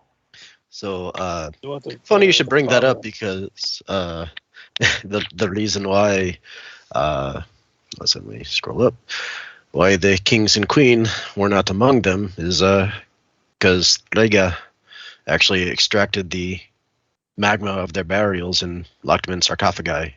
So you're not, seems like you take after great grandmother. Can't remember how many greats there is there, but at this point, I'll just be put in a coffin and buried in the dirt somewhere. I don't give a fuck. Also, second point, fuck yeah, my dad's in hell. And gives a big old thumbs up. What is the mother and father in all this? I haven't encountered them, but if they're taking souls from the realm of the honored dead, surely they must either be incapacitated or. I feel like the gods have a big fucking mind their own fucking business standoffishness to them. They don't seem to like to get involved even when it like literally entrenches into their domain, I've noticed. Yes, Greg. Greg. Yes, yes, Fergus. That's why we don't ask you about religious matters. Fair point. I cannot say I did not think to ask, but I imagine if they could have done anything, they would have. But whatever power Benderak has at his disposal might likewise be keeping them at bay, blocking out their influence somehow. Besides, I think we've received a direct message from Father Mountain before, right? Yeah. Who we think is Father Mountain. So you got the Stein. I mean, for all we know, it could have been Brother Bear that was sending us that message. Yeah, so Freya would slap Fergus upside the head and said, "That's what they're doing right now. They sent us here to fix it." First, ow. Didn't know you were so strong. I haven't seen you outside of your mech forever. Secondly, why are we doing the gods' business? Why can't they come handle it themselves if they're so fucking worry-wordy? Probably the same reason why gods aren't on the planet doing the exact same thing, regardless fucking of slackers.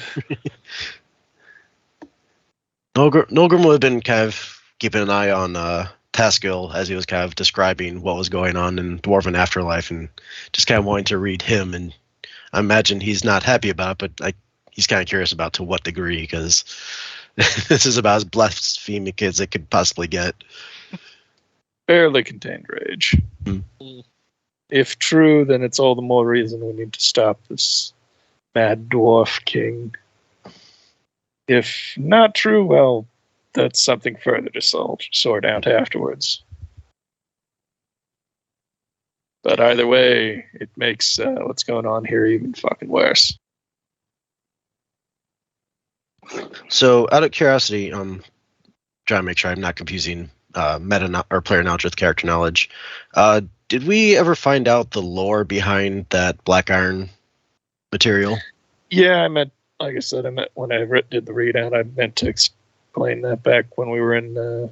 Okay, so you would have Discord. shared that Yeah. info. That one, I think right after Fergus let it go, basically. Yeah. Either that or maybe before, but sometime around then. I wanted to do that, but didn't get around to it. Okay, just want to make sure. So with that, Nolgrim would say, I've been, I'm glad I just found out, but what I found out about Bendrak from his father, Bendrak was more wanting to see the world, not really take on, the duties of being a king. And kind of Nolgrim would kind of have a side eye, glance towards Fergus. But continue on and say, when he was out in the world, he could have come across so much. And, the story of Bendrak here, from what we know, in my mind, has a strong parallel with the story of that black iron. And, I mean, look at what he's making. Metal from the souls of our people. That seems like a imitation version of it. Have we addressed the fact that he turned into some kind of demon after we beat him for a while? Wait, what? Oh yeah, you were dead for during that. Yeah, we managed to what we thought was going to actually finish him off, but then he just kind of turned into some weird fiery looking motherfucker. Motherfucker. So that duel was a farce. I was. Oh, you were fucked from the start. We shouldn't have honored that to begin with. I don't know what you have in your head about these honorable duels with people who are clearly not the honorable sort anyway. If you want to do a duel with somebody who's going to honor the agreements, that's one and done and fine. But I don't think any of us believed that he was going to honor anything. Why the fuck did we go along with it? I don't think that was the real king. I think either something's inhabiting his body or something's taking on his visage. And if that's not the real king, then I'm terrified to meet the real king who actually has the power to control whatever the fuck that was. I don't know. I think that might have been the legit king. I don't know. I don't know what I was thinking. I mean, I feel like I really hurt him with what I had, but I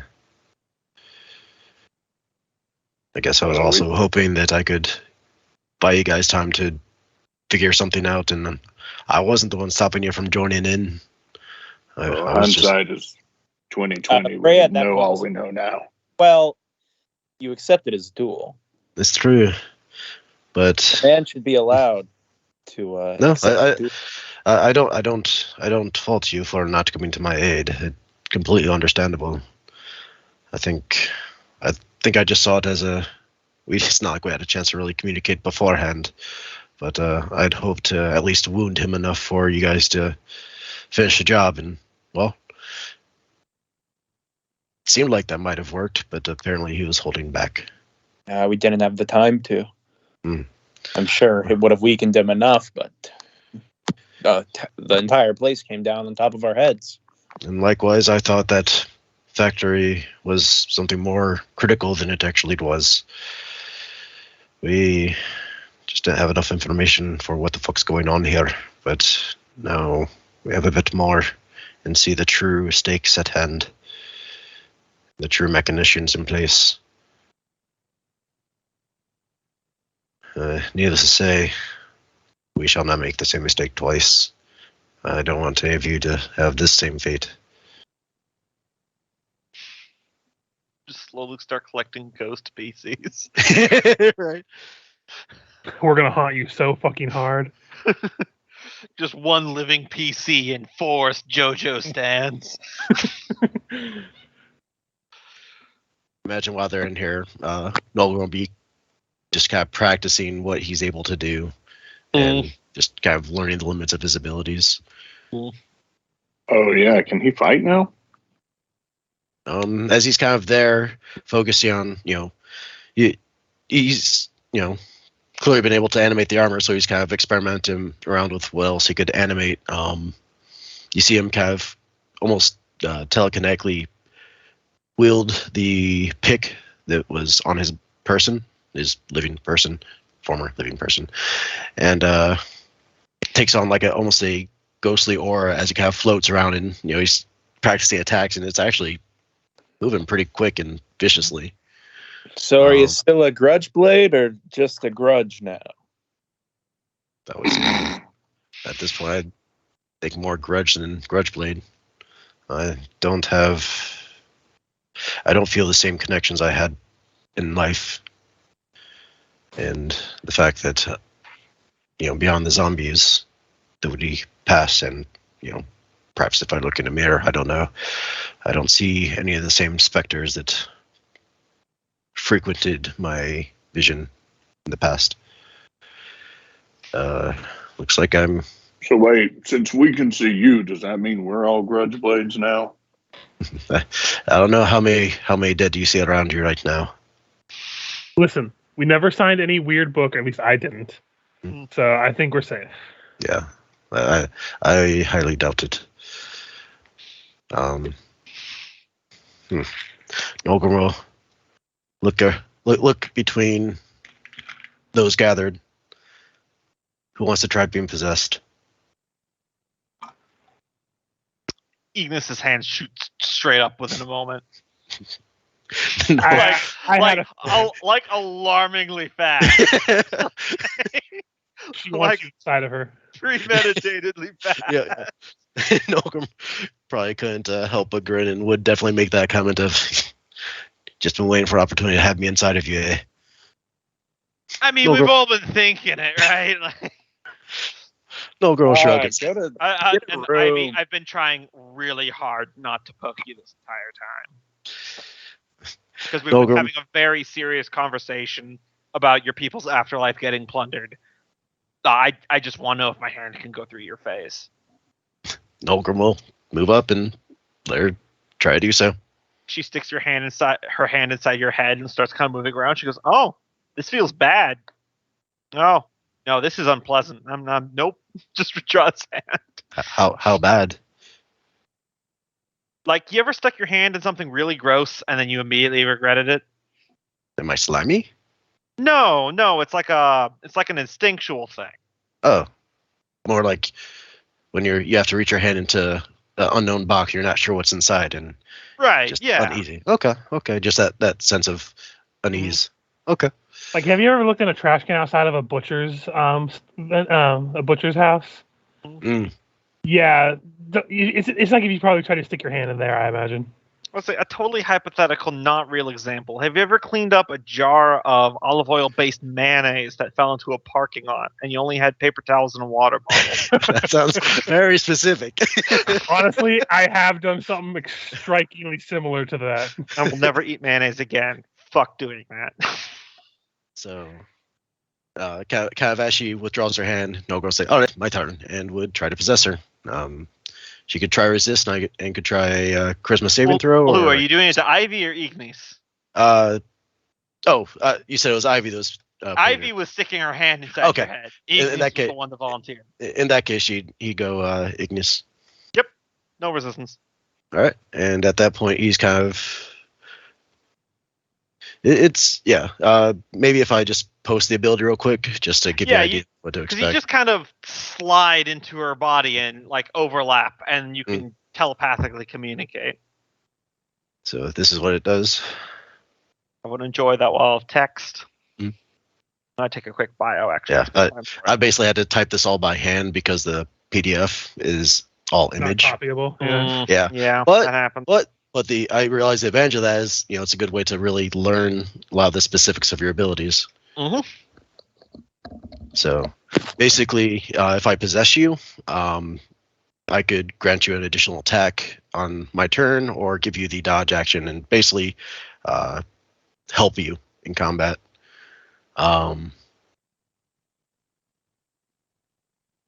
Yeah.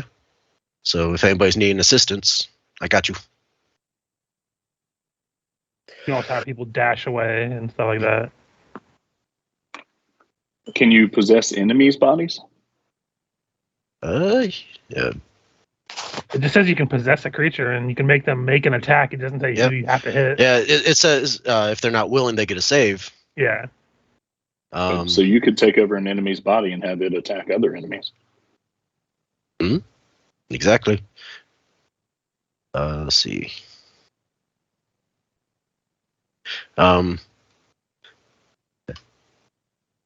Would you one voice would probably come from Ignis's and say, would you mind taking all my stuff off my body? I want to try something. I mean, I was able to do it with the suit. I'm kind of curious. And would experiment with let's see. Taking over the dead body? I'm back. If he takes over that dead body, it just makes me think of the Hellboy movie when he's they're trying to find a way in and they animate that weird Russian guy. Yeah, think he would try. I think inhabiting his dead body. I think he's inhabiting his like armor and stuff, right? Well, he can, but he can actually slide into a dead body. Yeah. Second ability, pervade the fallen at level 5. Yeah. So he could slide back into his own body and be all like, "Oh, why did I do this?" No. Oh God, fuck it hurts this. so Fuck bad. this. Why is there mushrooms growing out of my head already? Oh yeah, sorry, I used the stab shroom. Yeah. Let's see. And then, so kind of once he gets done with that, he would I don't know if there's a window, or I guess it doesn't really matter. He'd just kind of he'd be looking at some of the stuff outside and just start experimenting with his telekinesis ability to throw things. And let's see. So you were wondering, he is officially a poltergeist. Yeah. Nice. So I think it's this one. Yeah.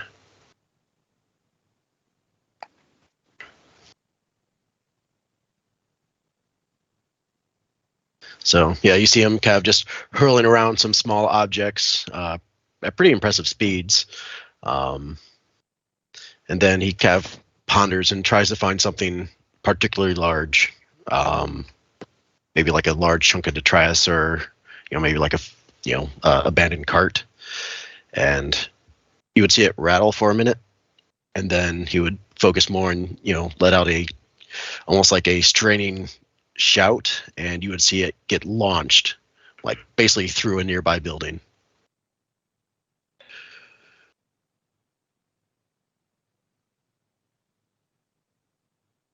All right, keep the noise down a little bit there.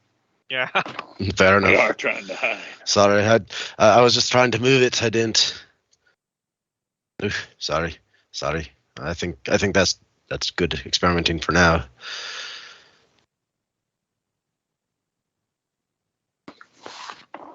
So yeah, out of character. That's some of the stuff I could do, just so we know going forward.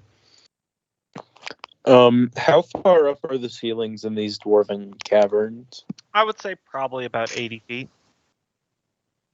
But it's all not lit at all, right? Yeah, none of this is lit at all because Yeah. the zombies don't usually use light sources. I was gonna try and see if I might be able to get a better look at where the foundry might be from above, but no point in wasting a spell if not gonna see anything. The sky writing is still up there. It's going to be there for another 24 hours. But Or I could go up and try to look through my Gloomstalker. or borrow the scope from Fergus as well, because it's not like an attuned item. If we're just trying to go up there and scout, I also have that ebony fly figurine that we can use to animate and fly up if we need to do that and scout out as well. Yeah, let's scout out a little bit and see if we can find a good direction for the foundry. So I will do the fly, but before I do that, I do want to kind of just look outside with the spyglass and see if I see anything flying in the air. Okay, to be clear though, are we doing this before or after the long rest? I think this is Good. going to be probably after the long rest because we do need to rest. Yeah. Okay, so we'll handle that first, and then Yeah. I just want to make sure sequence of events are not getting. Yeah. We kind of got ahead of ourselves. Yep. Yeah. Well, I was just gonna try and do it really quick before, but if we're doing, you can do it before. Yeah, if you want that, just want to make sure. but I'll just wait so we can get it all done at once.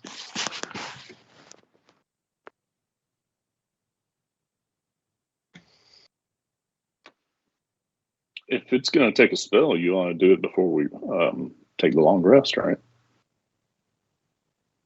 I mean, that would be the thing to do. So, yeah, you can just do it, and I can not do it. Yeah, but I'm worried that you're right. There might be something up there, so I don't want to go up there. I want to be able to send the fly first, actually. Okay, so then we'll just do it. After I could come with you. Actually, why don't I just go? And Norman will fly up. Because you're tether. I know, but I still got some distance. And there's that's a also way the to discover issue it. of there's people here that can literally pluck ghosts out and throw them in lava. So probably not a good idea for you to go by yourself, isn't it? Also, It's you at got the high enough level that you have a fly speed as a ghost, Nilgrim? I Yep. forget. Okay, Yes, cool. I Just do. check. I got. Because I know the default is that you're only floating like a half foot off the ground. Yeah, that's the level 10 ability. Yep. I mean, for argument semantics, we could do it before we rest. It wouldn't have interrupted what I would be doing during the night anyway much. Yeah, I'm just asking. Whatever you guys want to do. Yeah, let's just do it before the rest. So I would out and look with the spyglass up in the air and see if I can spot anything that might be flying up there. Give me a perception. Perception 25. Skies look clear. It looks like we're safe to do this. So if you want to fly up, and I'll fly up with the actual fly, and we can split the difference and try to find what we're looking for. All right. Come on, Nolgrim. Yep. So I animate the ebony fly statue. Mhm. It can fly for 12 hours. After this, I can't use it again for 2 more days, and we will fly up close to the ceiling to try to get a scouting thing going on. Nilgrim, untethered from the weakness of mortal flesh, follows you.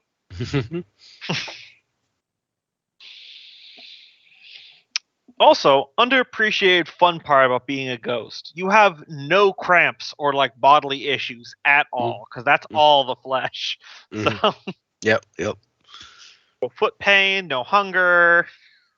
Probably the best he's felt in his life. I'm just Kinda- listing off kinda shit get that why- he has to deal with that he hates. Mhm. No fucking crick in your neck. Oh. Never stub your toe. I can see why villains get onto this undead shit. This is great.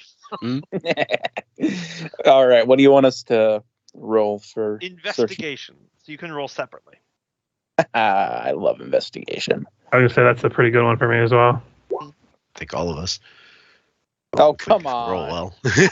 Well, let's see if I can roll well. There we go. Hey. 29. Cleared the way for you. You guys look the other direction that I'm looking in, and I just Right. spot stuff. Okay, so where you are now, you guys should be able to see my little arrow here. Mhm. Nilgrim, well, I guess just Freya, because Nilgrim's there for emotional support. He doesn't have a long distance night scope. Oh yeah, that's true. But Freya, this direction, if you see the arrow. Mhm. Well, actually, Nolgrim, if he was to go possess one of the bodies, he could see what they see. And Either way, you rolled a 10. yeah, whether no, or not I hear you- you. I hear And you. I'm just saying. decide one of your family uh, members. No, I get it. I'm just saying ability. But no. possibility. Let's wait. Hold on. Let's put a pin in this. I really want to break down this conversation. Which one of your 2 family members do you ask? Hey, can I get inside you real quick? Do you ask? I guess. Do you ask Fergus or do you ask Freya? Fergus? I would just be like, "Don't touch me." All right, fair enough. You can possess the fly. How about that? All right. Oh God, he doesn't know how to fly a fly. Oh my god, that'd be hilarious if an RPG actually incorporated like you need 2d4 rounds to understand how to correctly maneuver a fly body. Oh man, that was a first edition polymorph thing. If the polymorph roll was too low, you were in a body, but you didn't know how it functioned. No, it was second edition. You didn't know how it functioned, and then there was a separate save. I think it was called like shock or whatever it was. That whenever you're polymorphing, if you failed the save, you just instantly die because your mind and body couldn't handle the change. That was a real thing.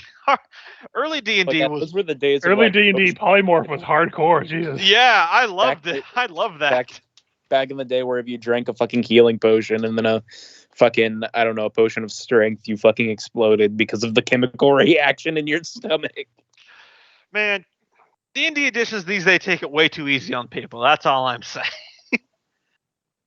It's all kitty gloves. Well, when I was your age. All right, so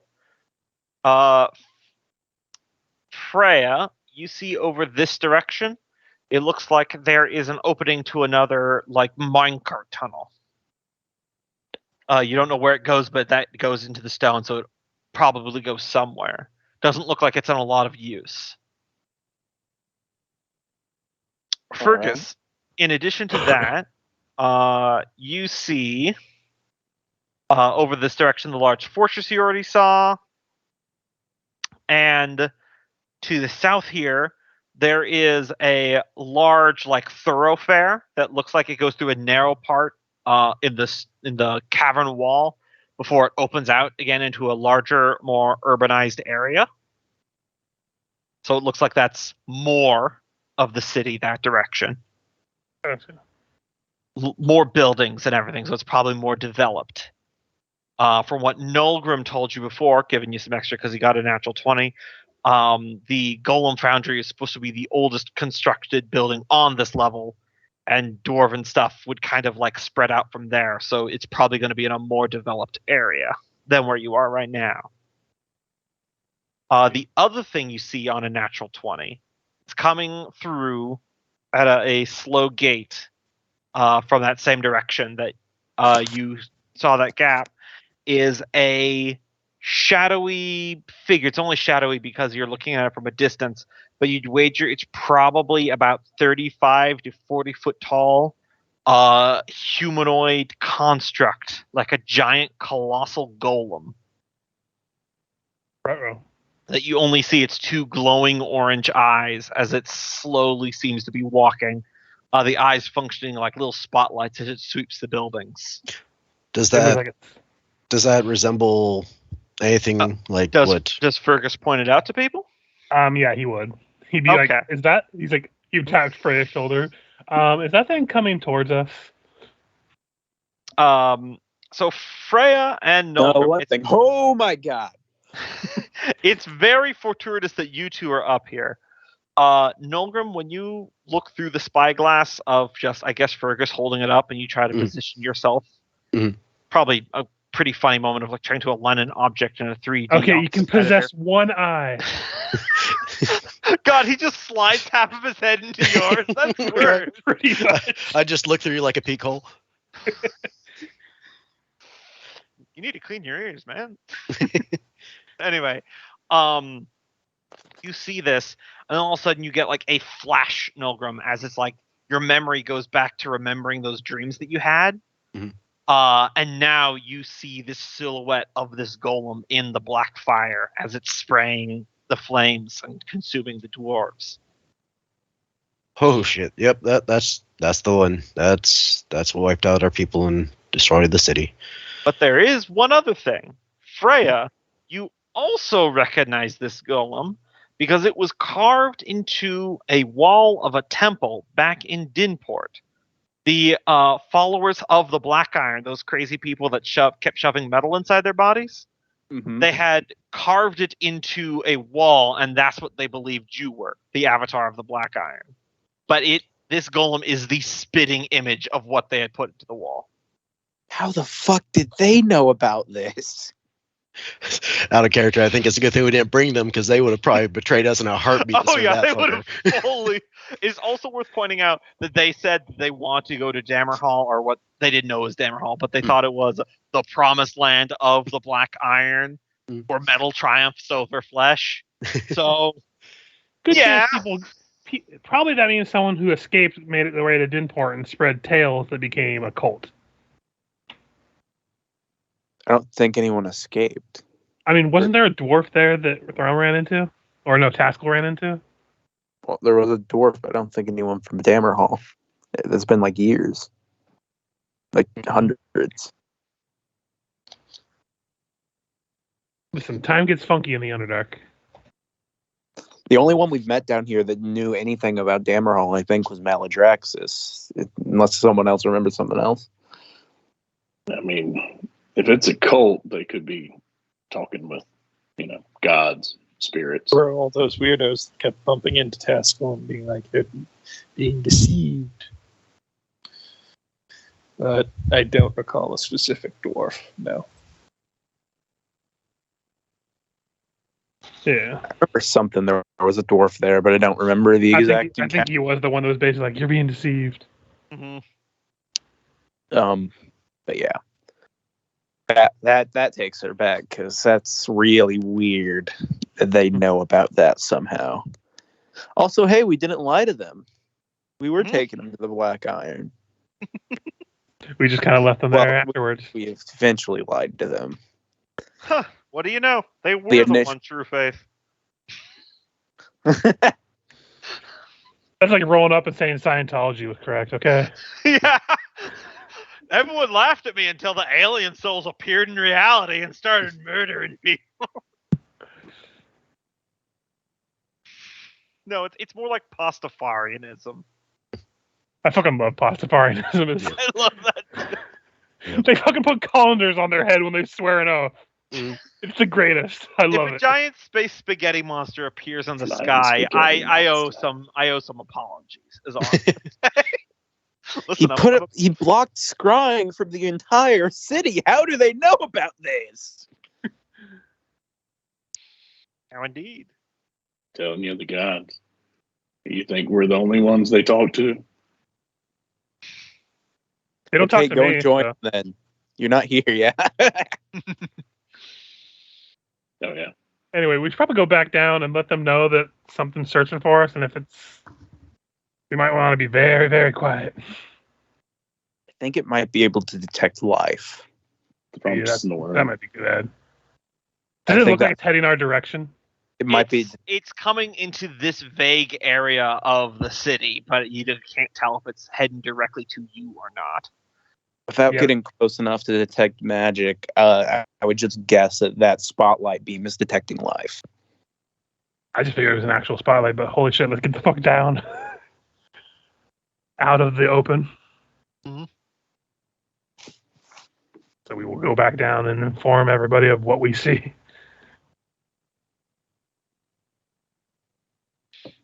How long does it look like it'll take for it to get here? It doesn't look like it's moving at any particular pace.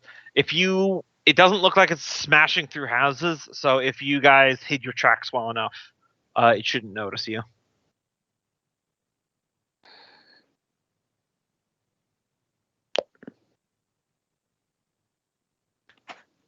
Yeah, well, I'll let my fear known that it might be detecting life, but because it just seems like it'd be a really easy way for them to make sure nothing living gets in.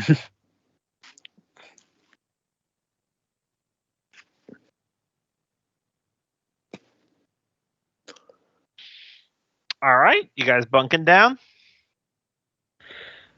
Hopefully, yeah. Let's set up a watch just in case it gets closer. Yeah, I figured we're just doing our standard watches that are on the notes that we have. All right. I'll watch all three. I guess you don't have to sleep, do you? Nope. He still has to rest to get in these Yeah. abilities for a long rest, but he's technically conscious for the entire thing. Yeah. So he'll just watch you sleep.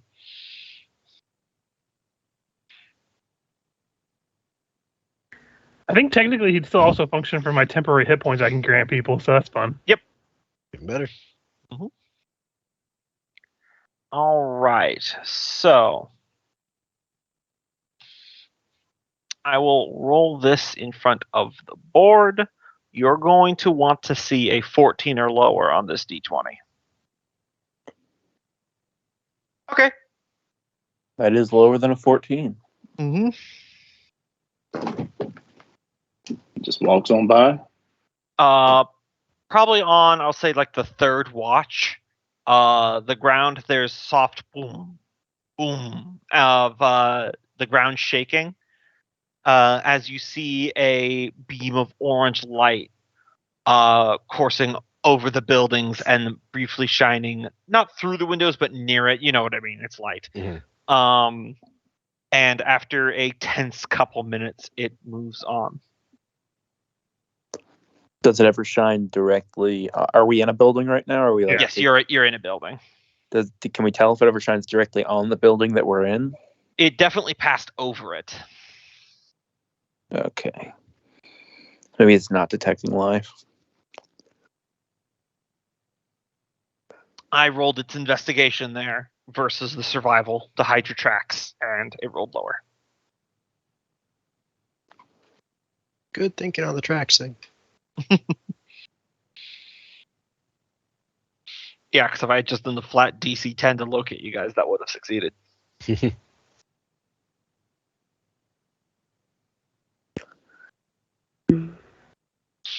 All right. Believe it or not, this is day 2 inside of Dammerhall. Eventful 2 days. Wake First up, true give my day. rousing speech that really revolves around like, look, we fought the big bad evil guy, but only one of us died, and the rest of us have a chance to succeed. So I think that's a win in our book.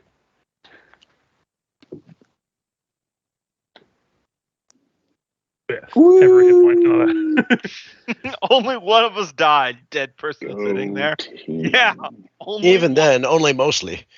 And also, he's still around, so we got that going for us, which is great. How many hit points did you say? I believe it is 14 now. All right. 14 temporary. I would like to have it known for posterity. Oh, sorry. Because I Yeah. made this joke with Loki before the session. He rolled his hit points. He has exactly 69 hit points. Nice. Nice. There it is. Nice. Nice. Nice. We're just all going around shaking hands. Nice. Yep. Nice. Nice. Yeah, it. it's not fist, Totally worth it's it. very formal handshaking. Nice. We're not a cult. Shut up. We start handing each other business cards. All the business card has on is the word nice. That would be the funniest cult in the Phone, world. phone number on the back, 69.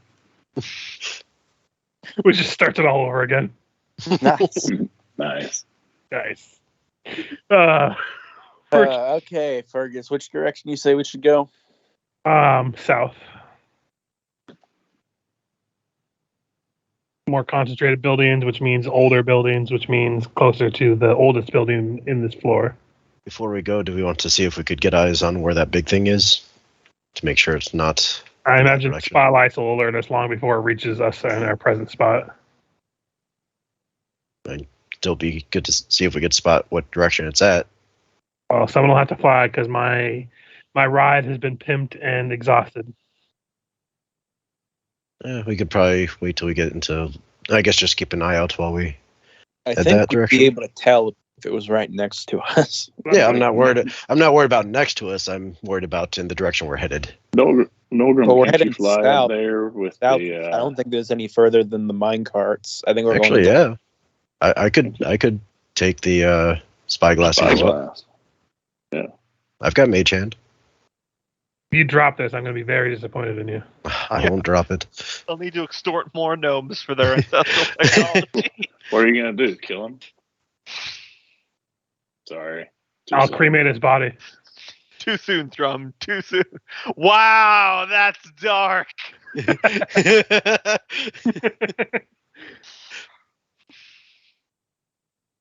But yes, I'll give him the spyglass to go up and see what he can see. That Does it feels give like one of advantage those- on perception checks? Exercise or- your No, ass. it just enables. Okay. That feels like one of those jokes that you say where you're all like, yeah, well, I'll cremate your body and send you to super hell. They'll make you a lump of coal. And then everyone's silent, and you're like, yeah, I'm sorry, that was not a right thing to say. Mhm. All of our families who have died have suffered greatly. Have continued to do so. Nolgrim goes, well, I'll have a dad that actually loves me. Meanwhile, Fergus is just like, I honestly can't be more stoked at this because his dad got a proper dwarven funeral, and this just seems like icing on the cake for his personality. Yeah, just a few billion collateral. Hey, Fergus is a little bitter sometimes, especially about his childhood. I'm not angry, you're angry. We're gonna need to unpack that one day. I don't have trauma, you have trauma. I don't think Hi, this will get I'm in the way very of ruling image. at all. I am the very image of health. Just chugs a flask of whiskey, takes a huge huff from a cigar, coughs blood. All right, let's get to it. They say holding in your emotions is bad for your health. It's done miracles for me. You can't feel feelings if you bury them deep enough.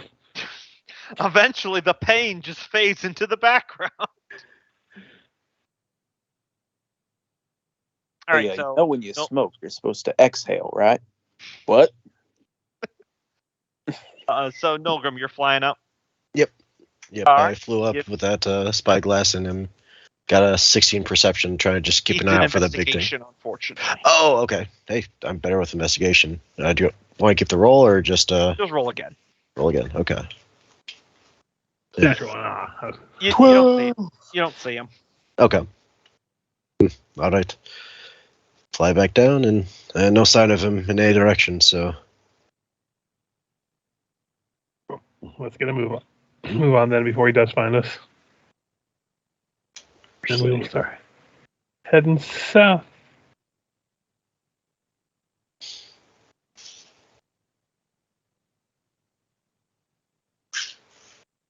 What, bro? All right. So you see in front of you here, they don't seem to have noticed you yet, is a line of undead dwarves clad in not the black iron armor, the normal kind of armor.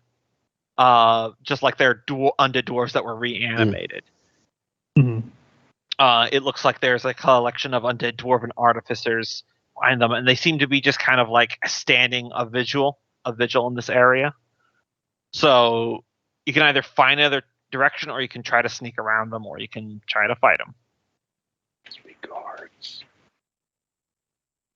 What do you guys want to do? Do we want to try to find another way, or see if we could go around. Let's see if we can navigate among the buildings and around them. Guards generally guard something important. the only way see past forward? them? The only way forward is to go through them, We can't go to the side here. and then You it would can- just. Oh, go it's a that way. it's a funnel point. I gotcha. Yeah, Yeah. you can try to do some group stealth check, like Splinter Cell, Metal Gear Solid, sneak past them and stuff. Okay, where's the cardboard box? Do we do that, or we could theory? do that. We can go down that abandoned path and see if it might loop around. Curiosity, what's the distance of each of these squares? I haven't actually made a physical Okay. thing. I just Longer kinda than kept probably our this. dark vision for sure. Yes. Yeah. Well, I guess- that's the circle around you is kind of showing scouting and dark vision. Yeah. I guess then the question is, would each square be around 150 feet? I'm trying to figure out how far I can move from the group if we were to split ways. Tell me what you're thinking, then I can advise. I'm seeing if I could try to assist them by going in this direction and from the buildings just start throwing around, poltergeist style to draw their attention, allow them to sneak behind, and then me going invisible and just catching up. Or you could walk up to him, say, "How you doing, my fellow undead?" and try and sell him death insurance. I'm here to relieve you. You are being sent back to back. I mean, you could try that. You're sentient undead and you're sentient undead. They're technically deceivable. I'd be open to it, but I've seen how they treat spiritual undead, and it is not kind. Oh my god, I just realized. I didn't realize this when you died, Loki. You, as a ghost, are in the perfect position to do your weekend at Bernie's plan. It all comes together. Actually, yeah. For the first time, that's actually practical. Yeah. I mean, we've got my body, right? Just crawl forward on one arm. Are there any dropped bodies around? Not around. Nope. I could try possessing one. Let's give that a shot. Keep aware that when you possess one that is still animated, they are like... There is a resistance there? There is a resistance, and they will... Because you can use your action to speak for them, but then they'll immediately be all like, I didn't fucking say that. I think they have... You have a subtle ability, if I remember correctly. Not as subtle. Let me see. Or was that a higher level thing? I always forget. My vote would be to backtrack and try to take the path over here and see if it might lead around. Yeah, so that's the overt one, but I also have this, but I don't think it'd apply at this point. I agree with Fergus. I think Scooby-Doo shenanigans are a terrible idea. Who's Scooby-Doo? Yeah, that is you enter someone and then they will get insights to notice if you're there and not directing their actions. Yeah. So, options, but I think at this point maybe a distraction would be easier. If I'd have have that distance. I'll say sure, what the hell. Okay. It would give advantage on people's stealth checks. Yeah, and that's basically what he's going for. To try to give them more of a bigger window to sneak by. Mm-hmm. So give me let's call this a performance check. I feel like that's a good distraction-based skill. Okay.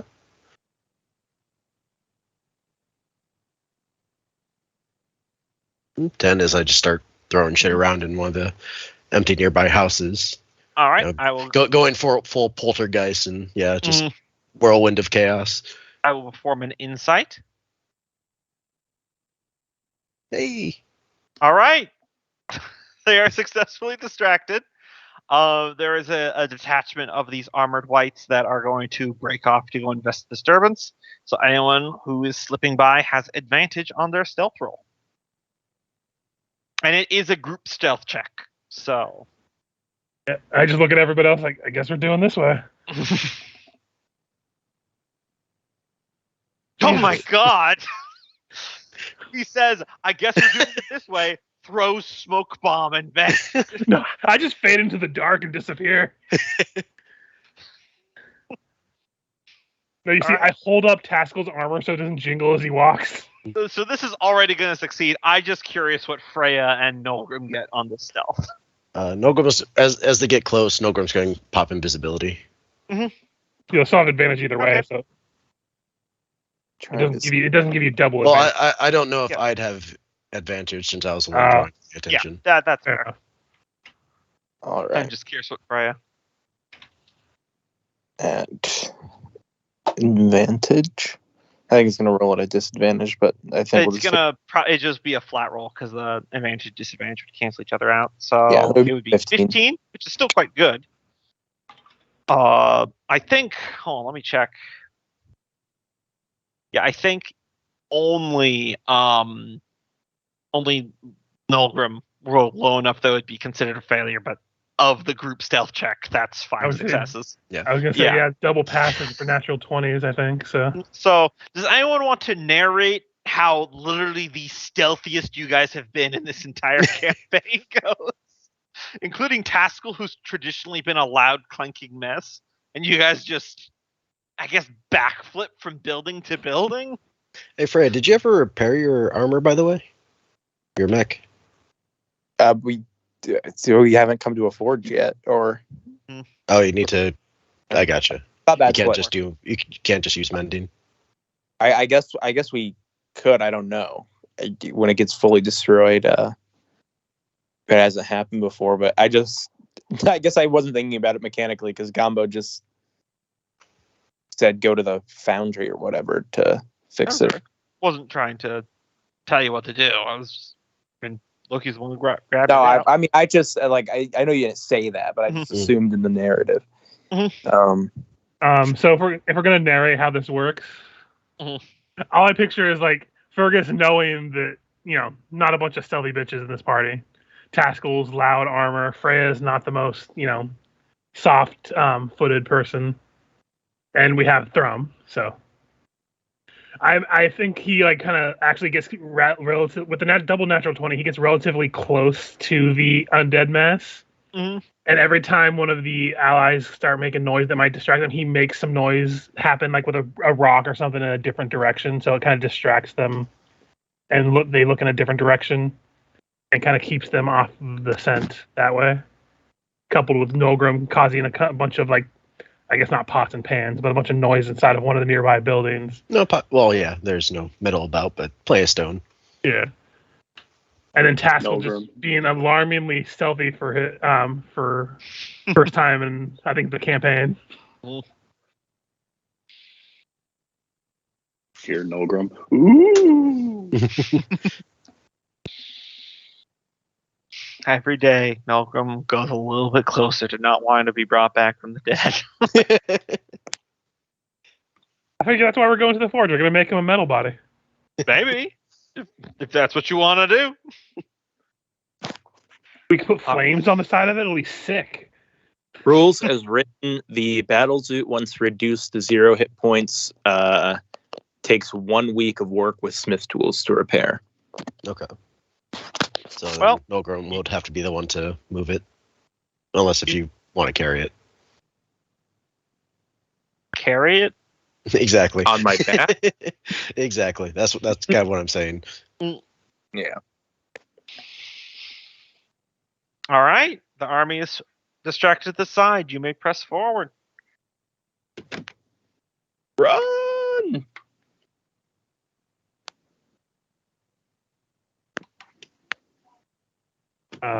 Looking around, it looks like it's just a more compact version of all the houses that we've seen so far. Yeah, this one, you see the decayed remnants of market stalls. Obviously, a battle was once fought here during the fall of Dammerhall, but this is a much more compact sort of residential area. Definitely a lot more lived in rather than just workers' housing. I just pointed at a stall. Dude, is that an old vintage bottle of Sunny D? No, it's purple stuff. Oh shit, it's even better. I was hoping someone was going to make a purple stuff joke. Oh man, capitalism has programmed us. Anyway, See some more mist coming up, it looks like. yep, you see another wall of the miasmic fog. You see the glow of another smeltery deep within it. You damaged production, but you didn't stop it. Before What do you want to bet that the other smithery is a repurposed golem forge? Hey, it's possible. Either way, we should consider striking a blow against this abomination. Yep. Everyone mind your breaths. Apparently this might turn you undead if we're going by Nolgrim's body. And into the fog we go. All right, everyone, give me some charisma saving Yeah. throws. Thrum's gonna cover his Nogrim as well. face again with the Yep. spider wave. Is it poison based or try to remember what the effects of it was? It is not poison based. Okay. Charisma saving throw. Right. Oh, I still have my. Yeah, fix that. I think I still have my paladin buff in place somehow. Let me. It's because I copied your character sheet, so you Yeah. can keep, yeah. Sure. Yeah. Zero that out because Hmm? as much as I'd like to have a plus 12, I think a plus 8 will hopefully be enough. I'm going to use a flash of genius to add 5 to Fergus's roll. All right. Thank you. I was afraid I was going to die there. So I hand him a makeshift gas mask or something. Choke him so he can't breathe. He can't breathe it in. You pull my scarf up because I was letting it slide down a little too low. Mm. All right. You're on your own. See some more bodies, it looks like. Mm-hmm. Thick as thieves up in this bitch. It's around this point as you guys are walking through this dense fog, making your way to the smeltery. You hear a sound from the alley of someone going, "Psst, psst, hey, hey." Okay, that's never good. I look towards the alley. You see a dwarf crouching in the alley that has got like some fabric pulled up over his beard and mouth, and he's gesturing towards you guys wildly. Okay, we need to go see this, right? Okay. I start heading towards the alley.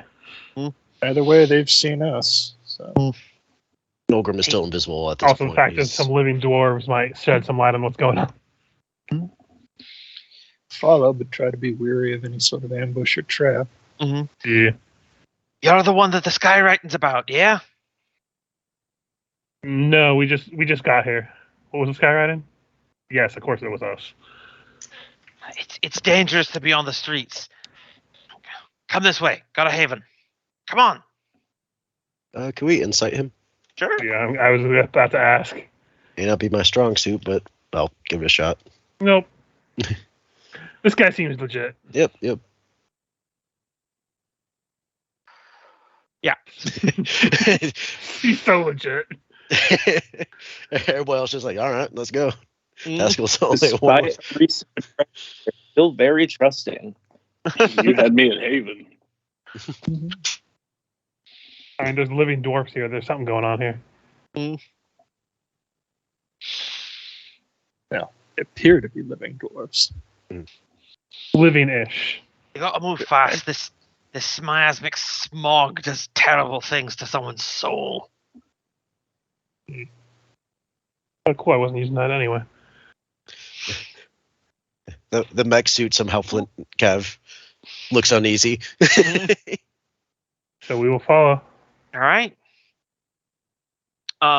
Leads you down a couple twisting streets and alleys until he gets to a it's like if you've been to like a large city, how they have like steps down to like the sub basement of a building, that there's like a shop down there. Mm, It's like that, but it's a tavern. gotcha. Do we need to move the token anywhere, or we just leave it there? Nope, it's still within this space. Okay. Tell me you have ale.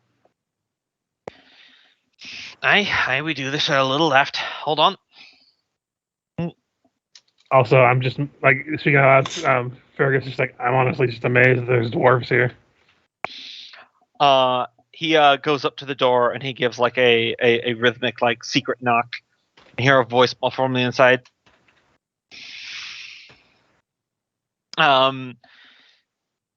Oi! And he goes, "Hey, yeah, I found the ones that the writing were about. Let us in." He goes, "No kidding. All right, hold on 1 second." And you hear the latch is getting done, and you are let in to a vaguely lit underground tavern. Well, I'd be more surprised if it was above ground tavern. Yeah, you know what I mean. Oh, the sky. Wow. Including the dwarf that led you in here, there is 5 other dwarves total. Their clothing kind of shabby, mainly just rags. They've been clearly living in this space down here. And one of them, who's behind the bar, says, well, it's been a long time since we've seen living dwarves down here. What brought I mean, you on it's down? been about a year for ourselves since we've been down the Underdark to see dwarves, and didn't expect them to see them in this undead hell. Yeah. How'd you get in? Back door. Says one of those. I knew it. There's always a back door. Where's it located? Is it possible that we can get out that way? You'd have to get down the lower levels, and even if you can get out the back door, which is currently shut, it opens up into an area that can kill you by traveling through boat, because it is filled with undead specters or like invisible specters, so chances are slim. Another one of those. By boat, you say? What, it's flooded? Think of a big underground ocean that sucks. Oh, natural then. That's going to be a problem.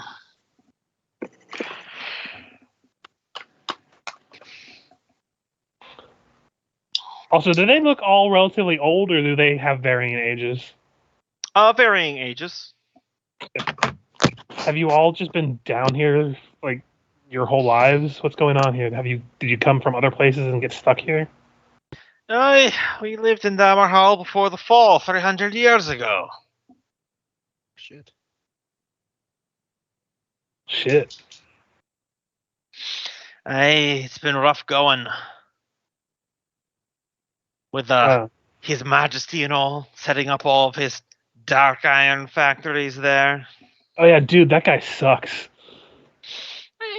He ain't the best. The real hardest part has been finding food to sustain ourselves. The zombies ain't exactly good for much in that regard. No, I can't imagine so. You're not planning on eating us, are you? That sounds kind of ominous. No, we're not gonna eat you, lad. We're not gonna eat you. Okay, that just makes me more worried. Perhaps Tasco could prepare a feast for us, and we can give you a recount of everything that happened.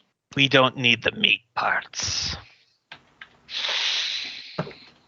You know, right now they're forming a circle around you. We are so glad when the king set up the skylighting. Been too long since we've had a good drink.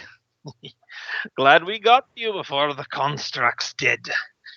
Have our fill, and we'll take you in. As their lips peel back to reveal elongated fangs. I'll take you to the combat map. Okay, you called it, Taskell.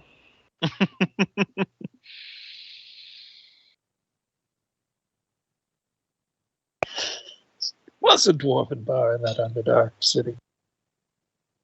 Listen, sometimes you have to reuse a map. I know. Dwarferatu, are you? Boo! Boo! Love it. Well done. We have fun here. Yeah. Had you going for half a second. I think Michael's just BRB, AFK for the moment. Also, I keep forgetting I have it, but whenever I roll an insight, I literally can't roll lower than an 8. Oh. Well, they got an 18 on there. Yeah, I would have failed regardless. Exception. I just need to remember that. Yep. I wish there was a way to code that into the character sheet, so whenever it rolls, just auto does it for me. I got an 18, but I was also curious. I feel like you, the player, were already suspecting something. Oh, yeah, definitely. The fact that they were in the smog section definitely did not help their case, but okay. They got you into their little tavern.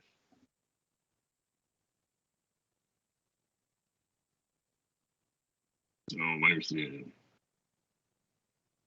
Now the question is, were they vampires before the fall? This guy's Well- fixing zombies. I've had some fun experimenting with undead. Yeah.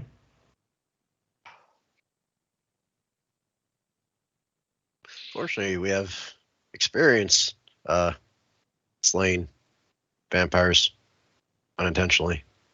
I think the last one not on initiative.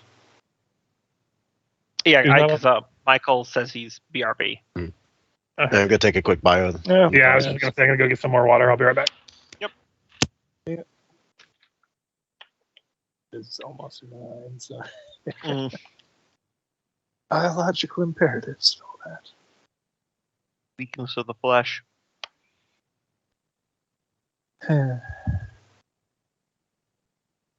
Question then becomes, are they aligned with the dude? Or have they just been sitting down here being all, we don't want to work for him, he sucks. Mhm. Then he made slightly less intelligent undead.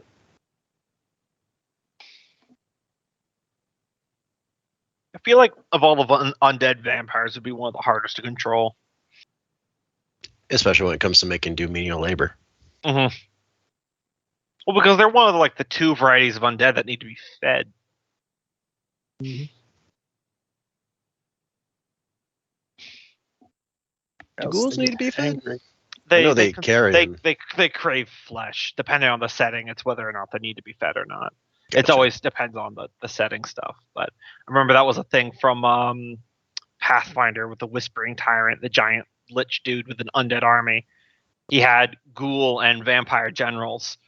And then eventually it's like, yes, my ultimate goal is to eradicate all life from the world. And the ghouls and vampires are like, wait a minute, we eat life. Oh, working with this guy might not be good for us. So, swift but inevitable betrayal.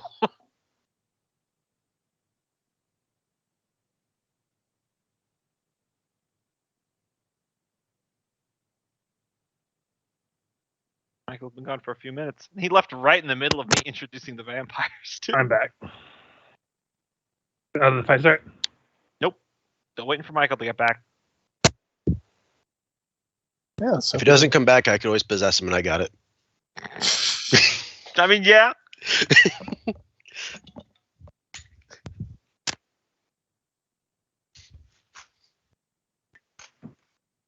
I've been sitting on that dwarf Feratu pun for God knows how long.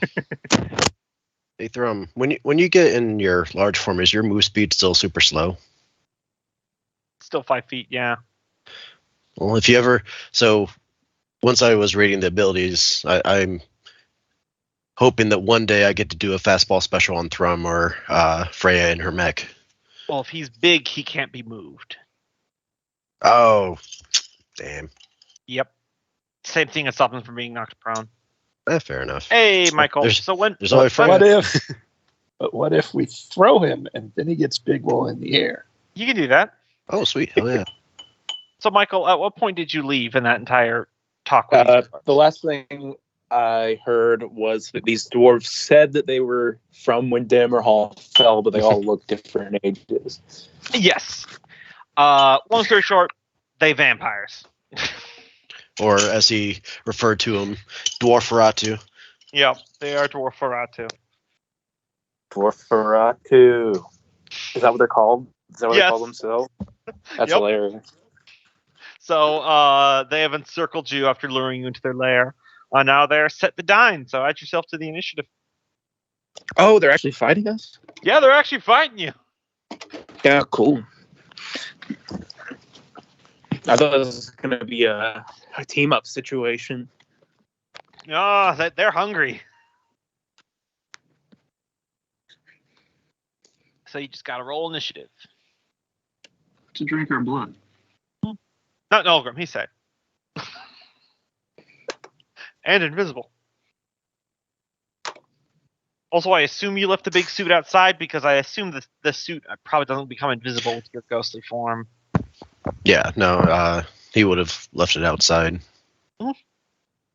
And yeah, just follow the others in. All right. Thrum, you're up first.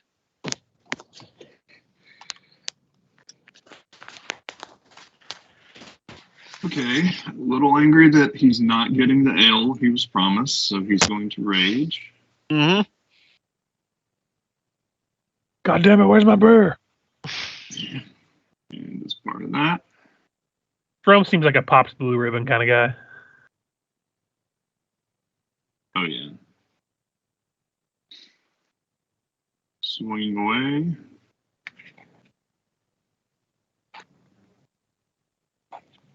That'll hit. Swinging Yep. away again. That'll hit as well.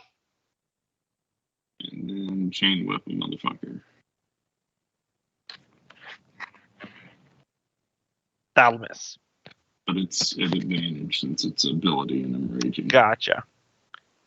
But that's And then- opposed if you want to Yep. roll on. Oh, he got So high, but not quite there. Are they Nosferatu vampires, or did you just not describe them as any uglier because they're dwarves? It was difficult to tell underneath all the beard and hair and rags, but they are, now that they're like their claws are extending and their fangs are pulling back, you can definitely tell they're the uglier variety of vampire. Definitely dwarves. The beard really helps. It's very practical. So yeah, you've been fucking this one up pretty bad there, Thrum, and he's now grappled in your chain.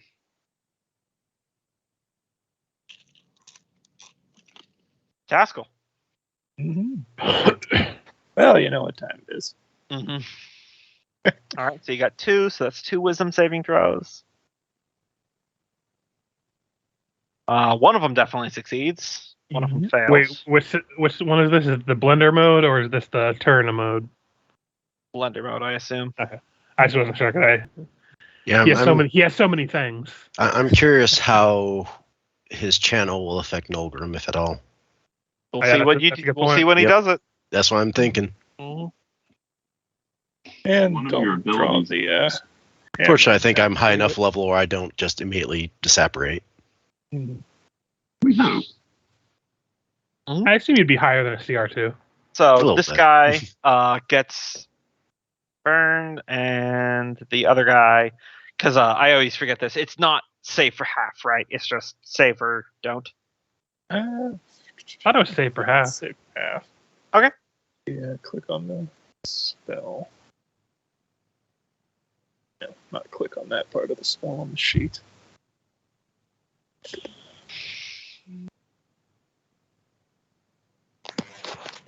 Yeah, on a successful save, the creature takes half as much damage. All right, all good then. So the wounded one wrapped in the chain takes half damage, but it's bloodied already. Hasn't even gotten a chance to act. You guys sprung into action. All right, Fergus. Instincts from that one bar fight they were in back at Dinport kick in. He's going to dogpile on the guy who's already picking up. We've been training for this. Kill the weak one. Stab shroom, 15 to Yeah. hit. That'll miss.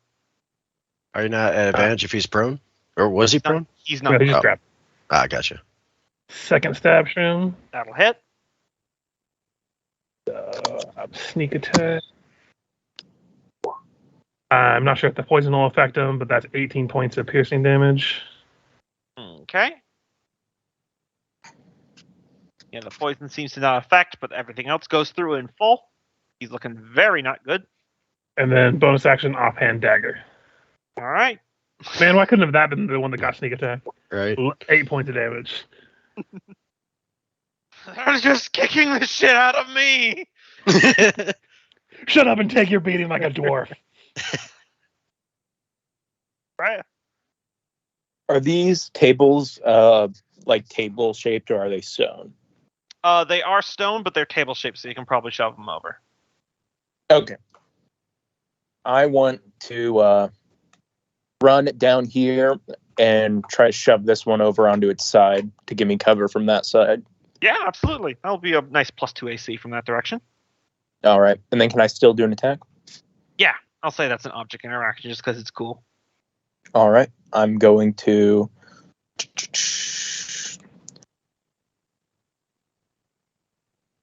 How does firing into melee work in this? Do I have to take a disadvantage or something? Nope, you just shoot. All right. I'm going to shoot that one.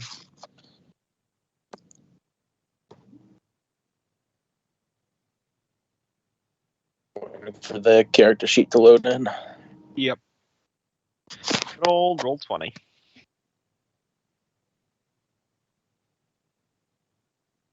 I think that Dwarf Ratu might go ahead of me. I've got +2 for Dex.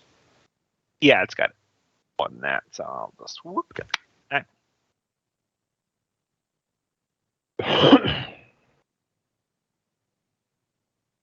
That'll hit. 4 piercing. Clunks it right in the side of its undead head.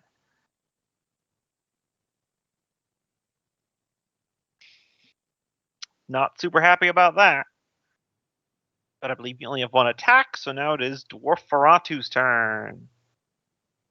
So first thing first, this one that's grappled is going to disgorge blood. Very low damage roll there. Oh wow, that is really low.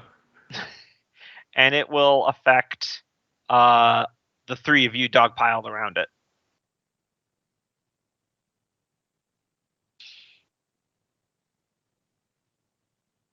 When it says on a filed save, that's a failed save, right?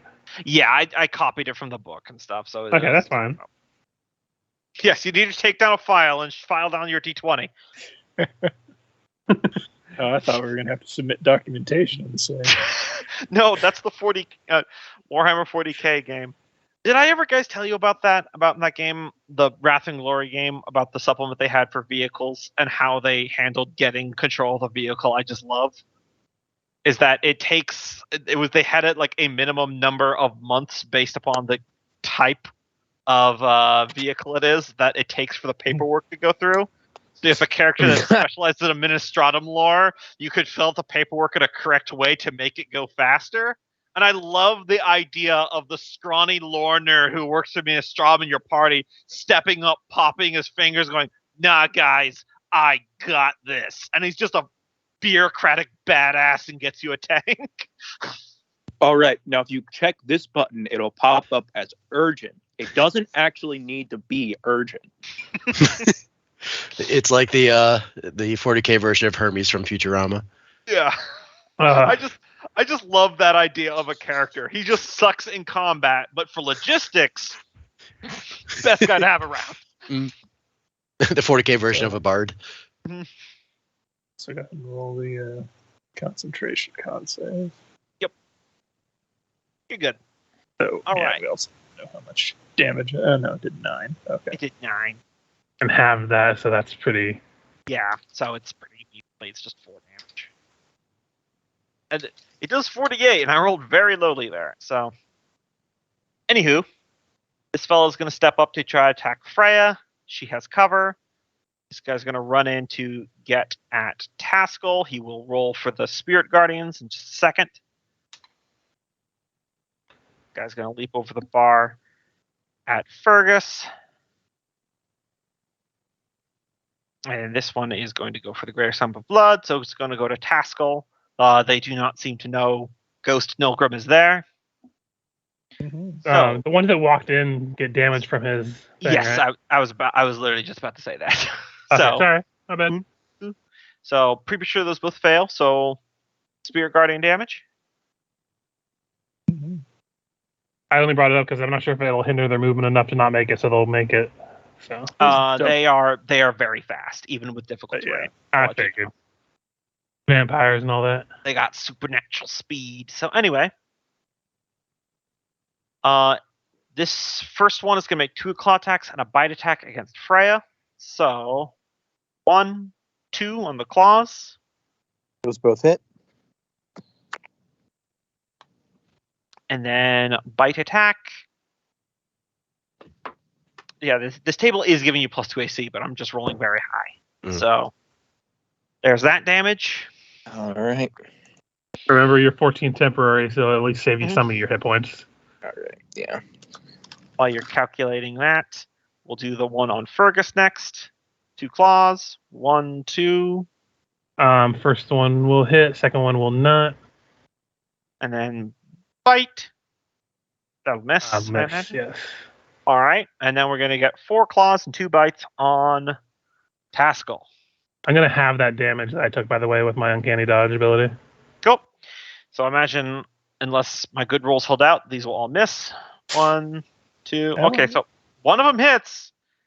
Hallelujah, Hollywood. So All right, so the other 3 miss. So it's 11 slashing and then 2 bites. Oh, 1 hits.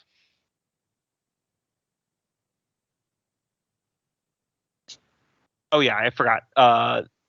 The one that was that had been damaged, they regenerate some of their health at the start of their turn. Not the ones that ran into it this turn, but the ones that had it before. Would they regenerate if it's radiant damage, or does that not apply for them? That's a zombie thing. Okay. I'll double check. Hold I figured it should be asked. on. No, only direct sunlight. Oh no, nope, you're right. I just reread it. I could have sworn there was something about that in vampires. Yep, you're right. I'm subtracting the health up, but Taskell lost the spirit guardians from all the vampire bites.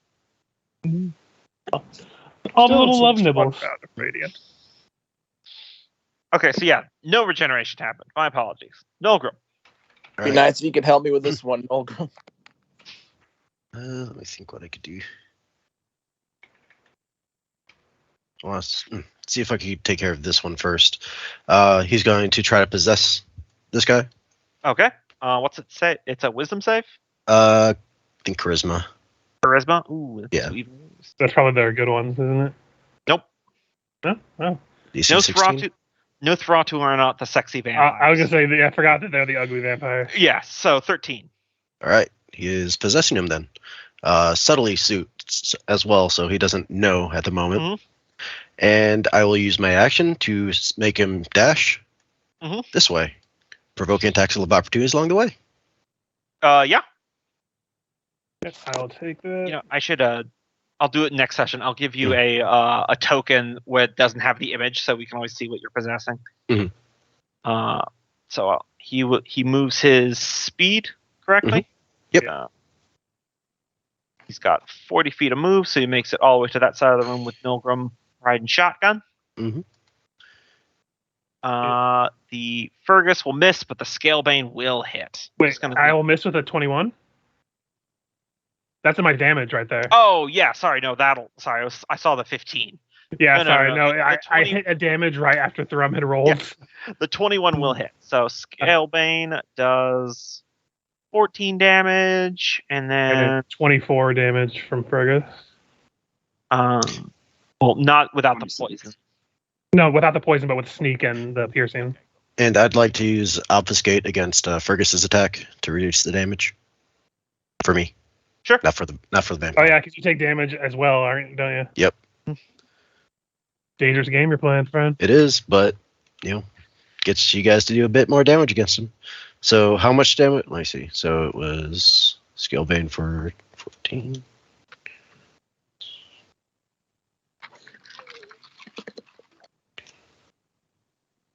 So was it only throwing Fergus to hit? Yeah. Yeah, Taskell missed. All right. So, all right. Just enough to. I still have 1 temporary hit point left. So Damon can pass through that barrier. So yay. Damn, and they're hidden because we have magical. Roll concentration for your invisibility. You are inside his body, so you won't be seen anyway. But if you can maintain it, okay, you good. All right. Man, I can't believe I just realized the supreme irony of Loki dying and he gets to become the weekend at Bernie's character. I was playing the long for the record, this was a backup plan I've had locked and loaded for a long time for this section of the campaign. So if any of you had died, you would have become the ghost. It's not just Nolgrim. I feel like it's pretty fitting that it was Nolgrim because how Oh, yeah. much his stuff resolves around the dead. Rum. This one you got your hands on is fucked up bad. All right, Thrum's gonna go large. Mm-hmm. Extra damage because he's grappling this guy. Whacking.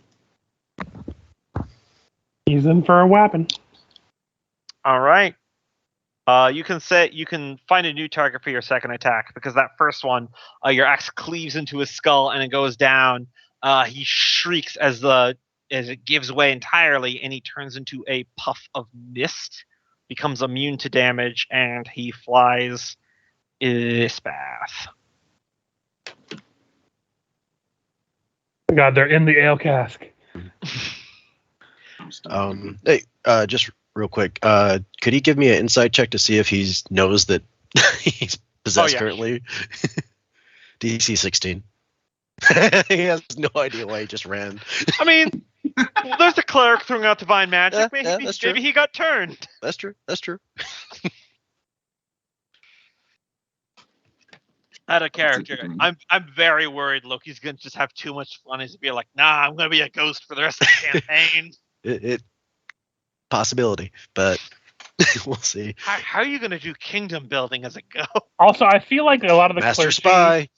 I feel like a lot of the clergy would take Do exception not. to undead just chilling in Dammerhall after this whole debacle. Okay, pitch. You guys all turn evil, and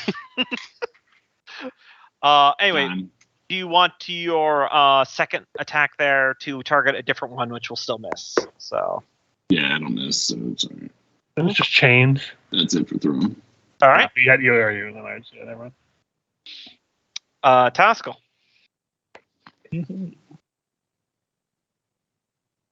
So I'll just take a swing at this one to my right here.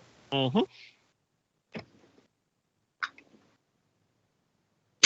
That'll miss. Better than a 1, but not better enough. Yeah.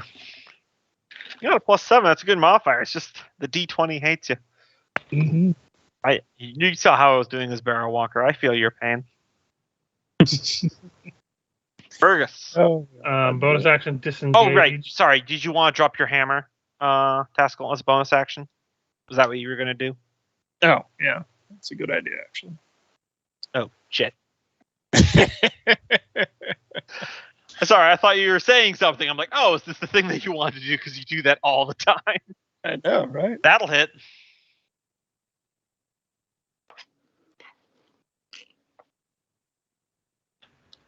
Anyway, yeah, I was going to bonus action disengage to get over to this one to help Freya.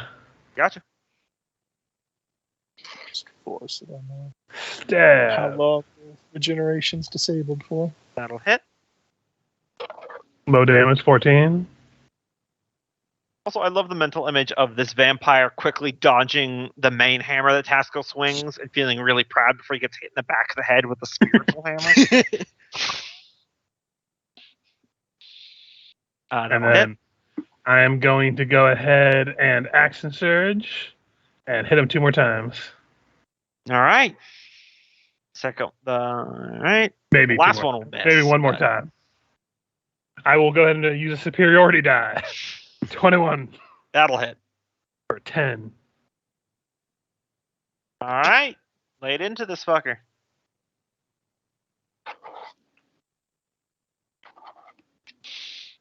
All right. Freya. All right. I am going to cast Branding Smite on my Gloomstalker crossbow. I believe you can do that on range. Let me check. Yeah, I'm pretty sure. I think smites are technically only melee. I always No, really I know do it on paladin spites are, but this is the spell. Yeah. Yeah, this is a branding think- spell. Mhm. No, Oh. I think all smite spells are also. I Wait, remember I had to look this up because another person in my group does it. Oh, yeah, with a weapon attack, so never mind. Yeah, so you're And- good to go. all right. And I think I'll actually cast it as a 3rd level. So Awesome. there'll be the additional D6. Yeah. So here's the Gloomstalker attack. I'm gonna fire this one by Taskell. Gotcha.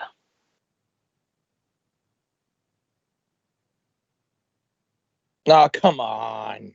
Well, that misses, but at least you still have the smite is still going to be there until you hit. Yeah.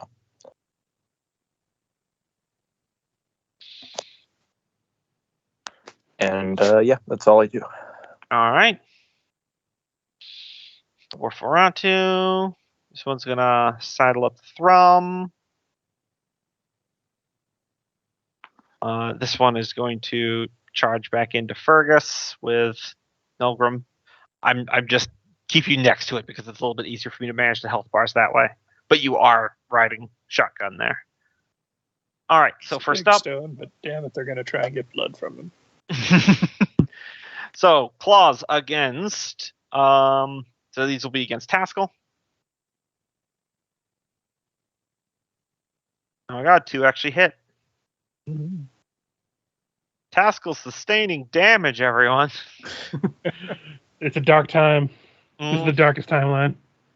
Now against Thrum.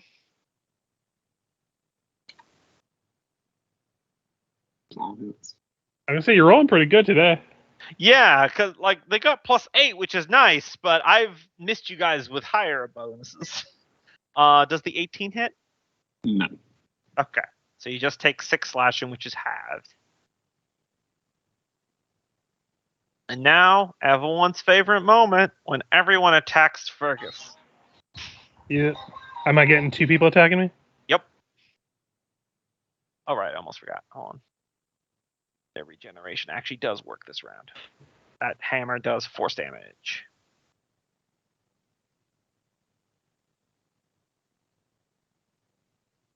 It's not a huge healing factor, but it is a healing factor. All right, so first up, 4 claws. 1, 2, 3, Christmas. 4. That one will hit, but I will roll a superiority die to make a miss. All right. And 2 bites. 1, 2. Those will both hit, though.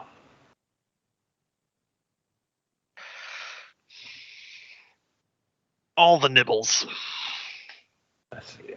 I'm gonna have to track the necrotic a little bit separate on a separate thing too, because I can't restore that right until long rest. Correct. Okay. Melgrim, you're still inside. Mm-hmm. Could we say that somebody is carrying Nolgrim's weapon for him? His pick? Sure. I don't know. Someone could. You can always Basically, I just say just that one of the NPCs has it on them, because they're probably around us. It was just Okay. narratively case- we're having it. All right, perfect. In that case, I'll go ahead and use Haunt on that and basically animate it and All send it flying at... What was this one that was... Yeah, we'll go against this one. You should be able to click and drag that the character handout for your All right. spirit weapon. Perfect. There we go. Oh god, there's 2 of them. We'll put that one there and take 2 strikes against that guy. All right.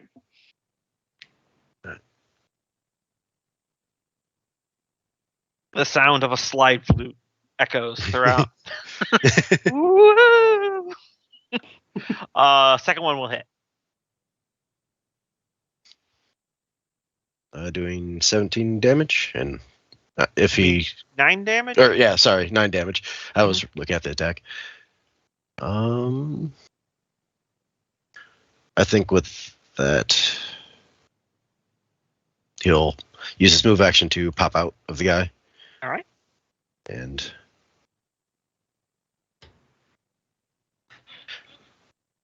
I think I'm visible at this point. No, your invisibility spell still holds. Oh, okay, okay. I thought Because it it's gone. loses it when he makes an attack, though. Yeah. And he uses Oh, it. yeah, that. Yeah, then it would be gone.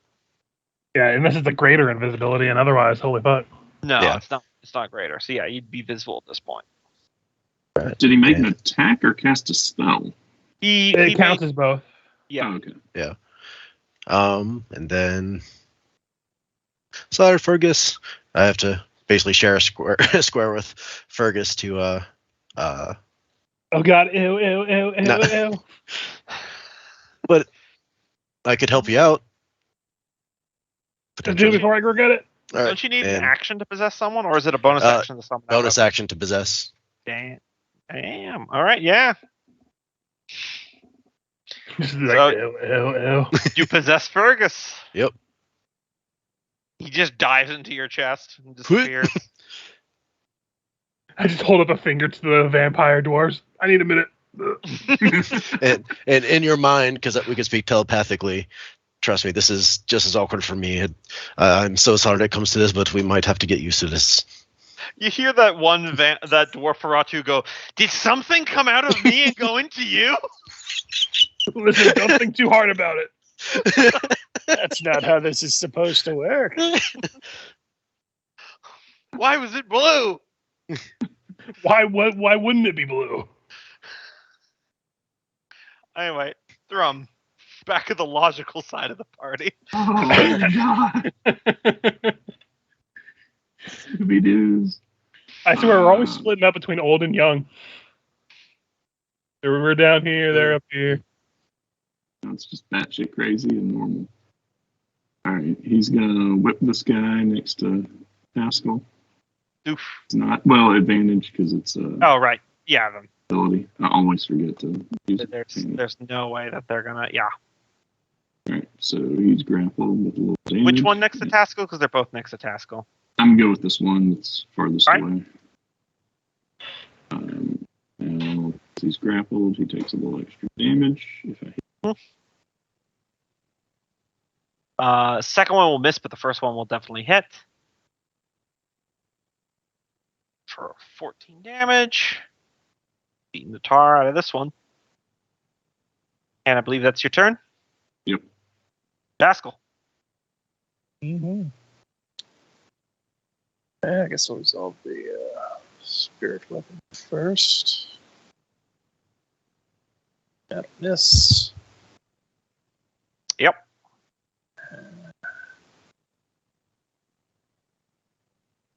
Kind of want to re-up the Spirit Guardians, but I also kind of feel like that'd be a waste.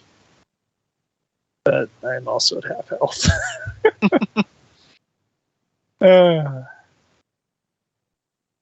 Yeah, I'll go ahead and re-up Spirit Guardians as an action. All right, so it looks like 3. 1, 2, 3. Whew, those are definitely failures. Mm-hmm.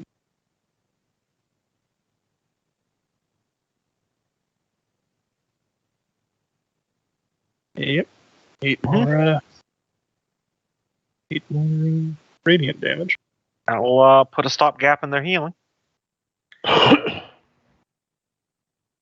right, Fergus. I'm gonna go ham on this guy. Okay. And as my character sheet will let me push buttons again.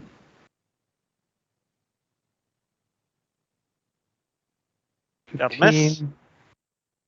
Second attack. That'll hit.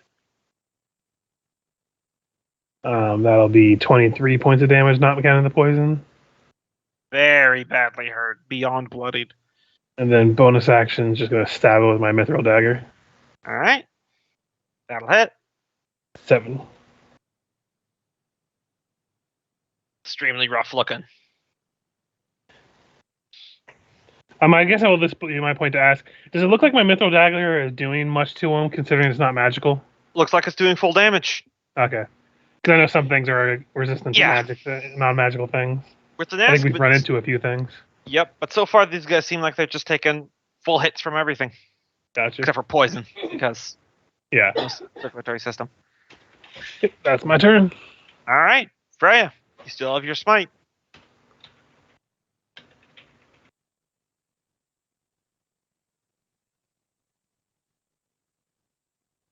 Hey, that'll hit. Same one. You're muted if you're talking, Michael. Sorry, yeah, the one below Taskell's hammer, and the Gotcha. additional 2 on top. Nice. A solid 12 points of damage. And then they're shedding light now. Mm-hmm. He is Not that it really bloodied. matters. Wait, didn't you cast it at 3rd level, so it'd be 3d6? Oh yeah, you did. Go ahead and roll an extra d6. It's 2d6 based- plus 1d6 per caster level up Yeah. above that. Yeah. I thought it was And I, 1d. I just remember you said something about casting at 3rd level. So One hit Yep. point. Anyway. Yeah, one that- more point is one more point. Yep, that vampire is bloodied. Sorry, that dwarf Ferratu.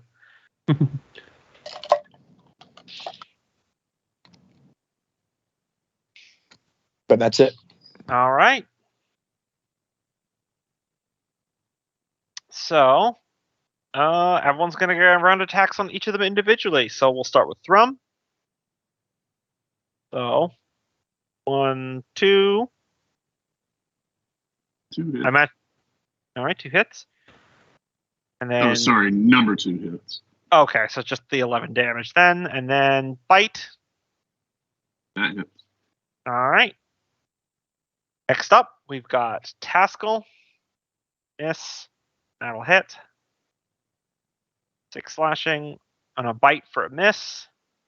Go ahead and give me that concentration. Good.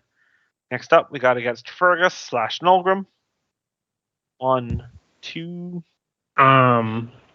First one would hit. The second one will miss. I'm not gonna roll to save against this right now. 24 will hit. Yep. I will go ahead and spend my reaction to have the bite damage. Gotcha. The first claw does hit, by the way, if you want to roll that damage. Okay, gotcha. Oh. 12 slashing.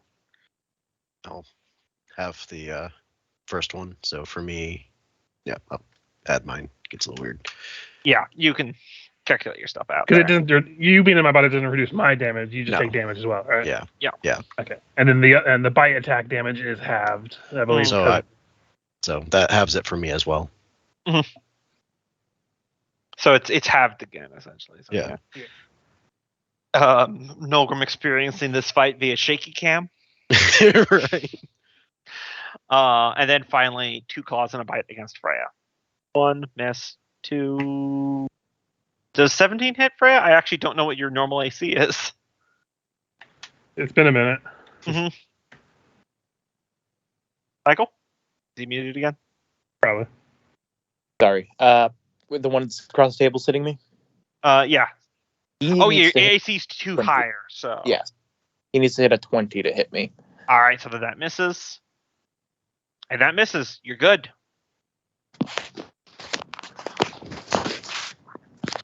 Look at Freya, fighting smart. Nolgrim. All right. Nolgrim will try to possess this one. Oh, you're not gonna use Fergus, who you possessed last round? Nah, he's just Okay. passing through.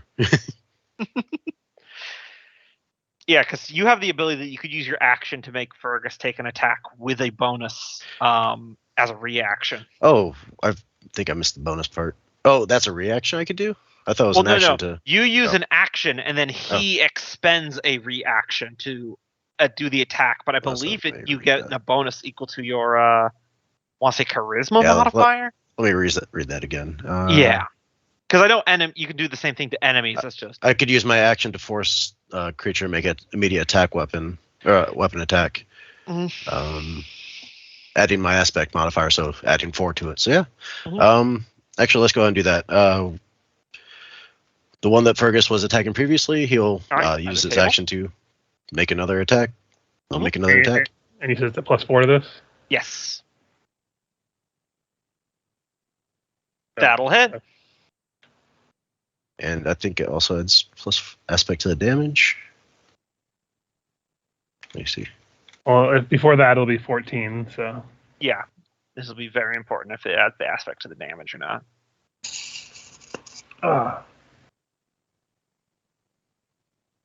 Damage, yep. All right. So, Fergus, you're locked in fight, and then you suddenly have the very distinctly unpleasant experience of your arm holding the dagger, jerking and stabbing a dude on his own. nope, don't like that. But this one poofs into mist as well. He didn't like that neither. The other one just sees me like, like I just look towards him and like look like I'm about to puke on him. You look him and just mouth, "Help me." Listen, I'll become a vampire. Just take me in. If you want me gone, I'm gone. Just let me know. I imagine Nolgrim will just use his movement to depart Fergus. All right. Go ahead, move your token. I'll move Fergus back. I'll move this way. As he leaves, I actually do blow a little bit of chunks on the vampire's feet. Oh, sorry. I know we're in a fight to the death here, but there is some decorum. I'm sorry. We need to bring that man back from the dead as quickly as possible. And then, is it a bonus action to swing your pick? Let me. an I think action. that. I It think that's functions like still an spiritual action. weapon, probably. Gotcha. No, it's let me see. I just don't know how your class Yeah. works. I did. Checking. Or actually, I did read it, but when I got the PDF a year and a half ago. Yeah. I just. there it is. Hunt. Action. Okay. Yep. Yep. Then it just floats there spookily. Slide Mhm. whistle going to town. Drum. Ignoring all these shenanigans. On this action chain. Oh yeah. Only one of those. I mean, he's already hit, so doesn't he just take straight damage? Or he's already grappled. I don't know. I would have to read. I don't know. This maybe in Either the way, post. he fails. So Okay. And in whack-a-mole. both of those hit. That's minus 17, and then minus 14. Yeah, he not doing great. He's more or less a bloody pulp, barely held together by necromantic might. It'd be real bad.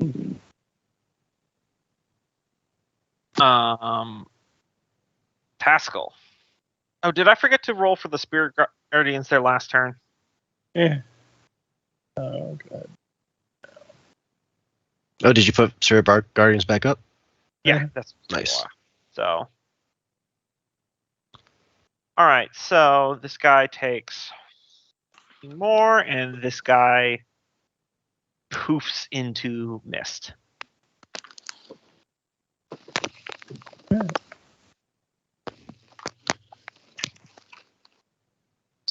Down to the last two. Spiritual weapon that will miss. These guys are very nimble. But you still got your weapon. Yeah. Plus, since I can move now without getting an AOL, bring that other one into the area of effect. Ooh, nice. Okay, we can use the same damage since it's a good one, but I'll just roll its wisdom. Oh, it succeeds, so it just takes a measly 7, and that will hit with your hammer.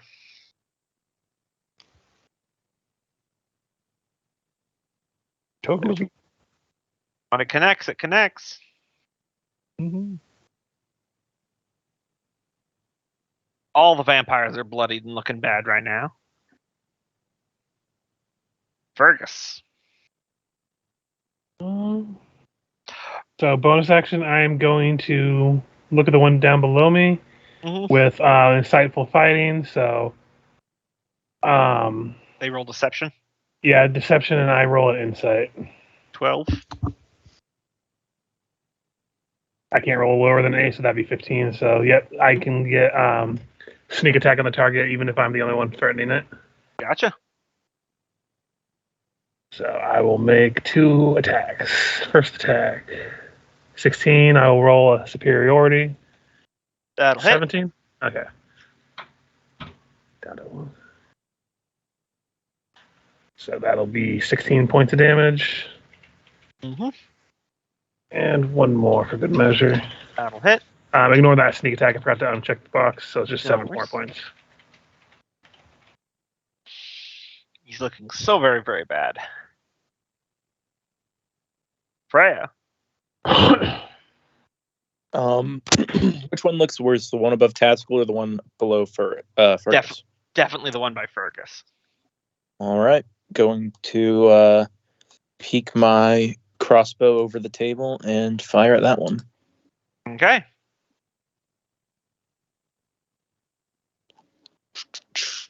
Gloomstalker. And it misses. He goes wide. Do you only have one attack when you're out of your suit? Yeah, Yep. that's the entire conceit of his archetype is that inside the suit, combat god. Outside the suit, squishy engineer.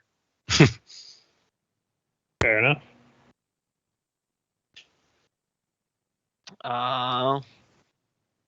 Attacks against Taskell and Fergus. So first up, Fergus. 1, 2, First one will hit. and bite. Miss. And then you know what? Can this work? Yeah. Yeah, this last one's going to disgorge blood and get Fergus. That's a better. Oh, that's a much bigger roll. Thrum and Taskell in one go, rather than doing attack rolls. Nasty. At least Ooh, that's bad. Fuck. And I can't restore hit points for a minute. Mm-hmm. Yep. Suddenly I looked from going okay looking to looking very rough. I'm gonna use a superiority to soak some of that. Also, I do love the fact that Fergus, you just threw up a little bit when Nilgrim left possessing your body, and you told the vampire, "I'm sorry, I know this is a fight, but there's some decorum." And then projectile blood vomit hits you in the back. Never mind. I'm gonna reduce my reaction to uncanny dodge to take half of that though. So Yeah. that was slightly better. 13 damage. Got a 10 on this concentration save. Um, The took- DC is 10 or half the damage taken, whatever's higher, I believe. so it's 10 in this case because he succeeded the con, so he would have taken 13 damage, and then half of 13 is yeah. rounded down to 6. So yeah, it's 10. So you're good. And that's the dwarf Faratu's turn. Nolgrim. He'll use the pick to take 2 more attacks against this guy. Mm-hmm.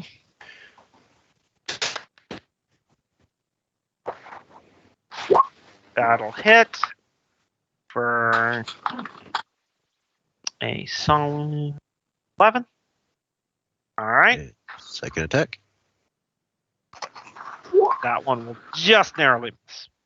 Ah. Okay. Yeah, I don't think I'll do anything else. All right. Ghost in the corner. Thrum. Alright, Thrum is going to try and whip this guy.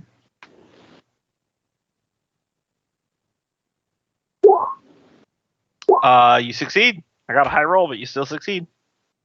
Got him grappled, so and excellent question. No advantage. I mean, Shit. even still, even the first one alone, let alone the follow-up natural 20, which was still the base one, takes him out, and he shrieks and poofs into mist. I think giving Thrum 3 of the 5 vampire kills so far. I mean, I got one.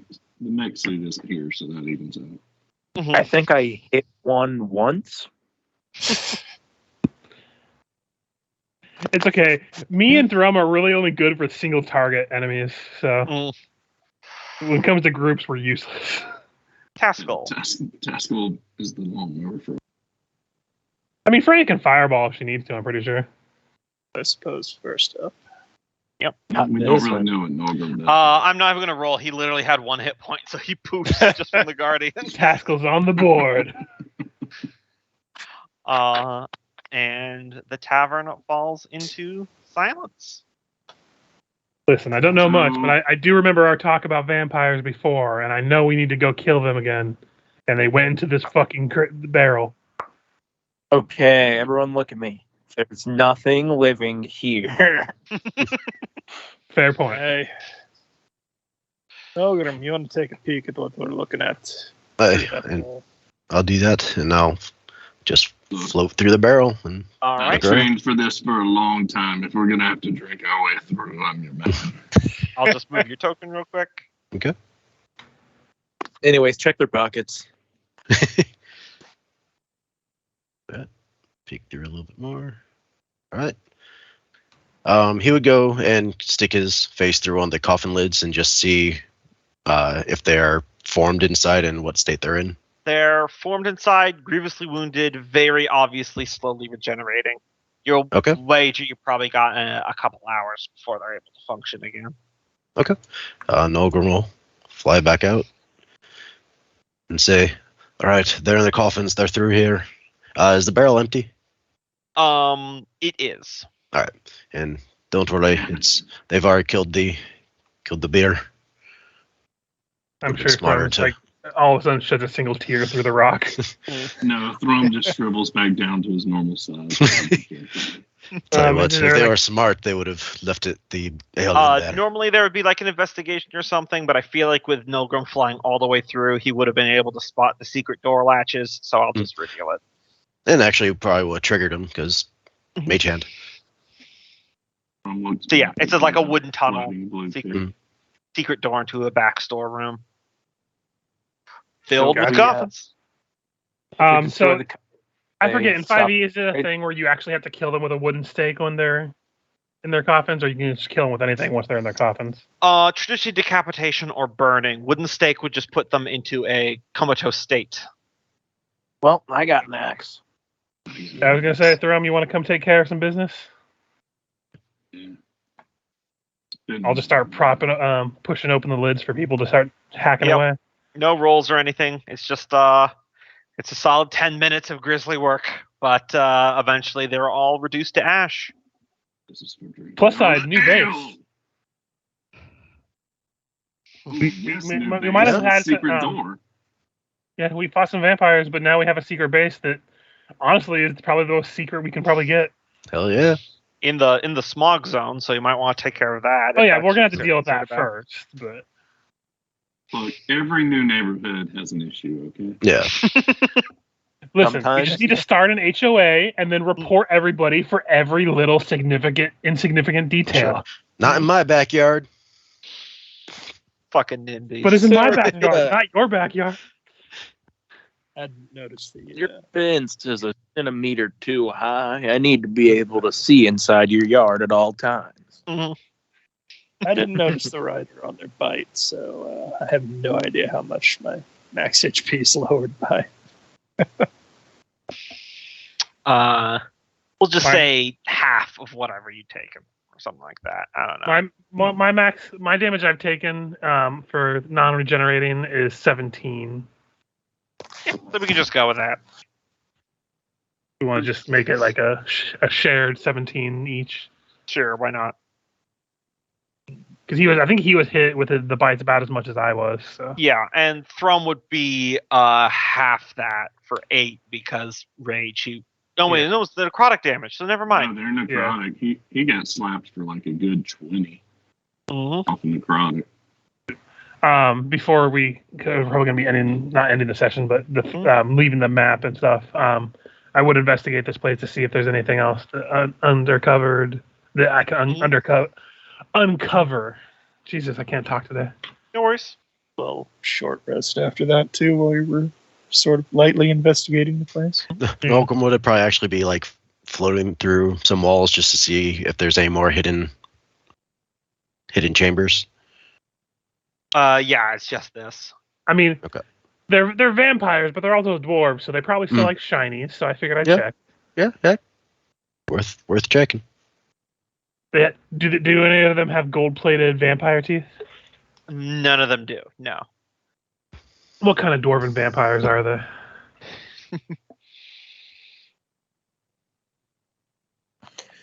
You want to take a couple less memento, Fergus? Wait, is this the system where we collect vampire teeth for some reason? No, unfortunately. Okay, if he said yes, I was going to call him a weirdo, guys. It was going to be a toll joke. Come on. Didn't that happen in the game? Did we? I don't know. I don't remember. Vampires has Yep. not been the most common thing that we ran into. Maybe that was a dream. I was gonna say, if Frey asked that, Fergus would just pull out the necklace he's wearing that's made out of underground shark teeth. Now I'm covered.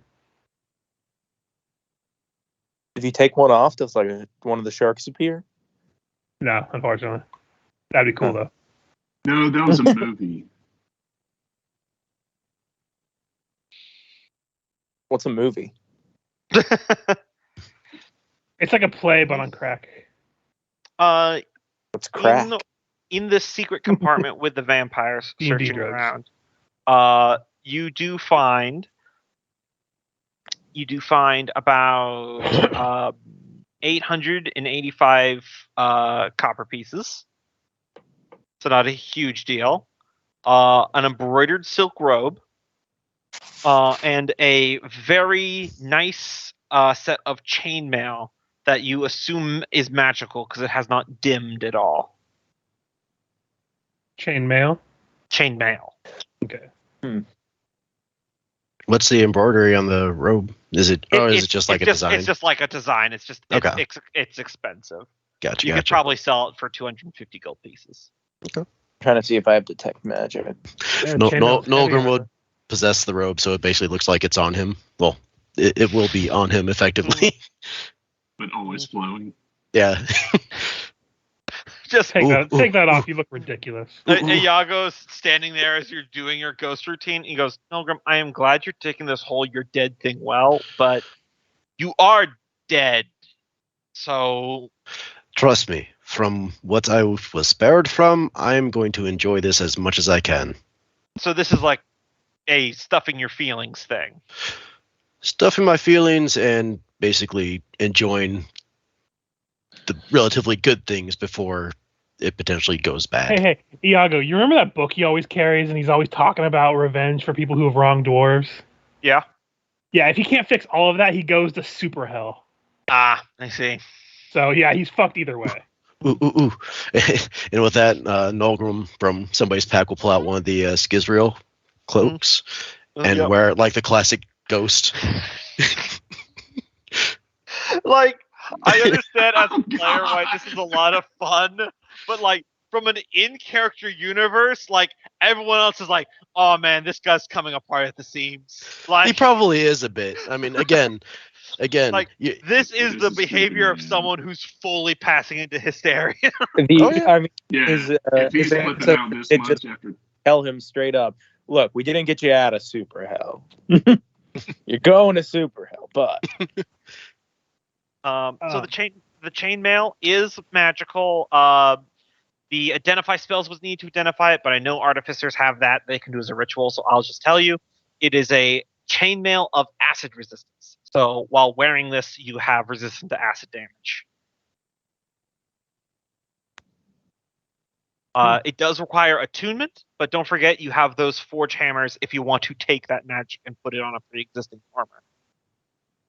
I mean, if no one else would do it, I could always put it on an armor I could wear, but I have enough stuff attuned, so that probably would be more is that- beneficial.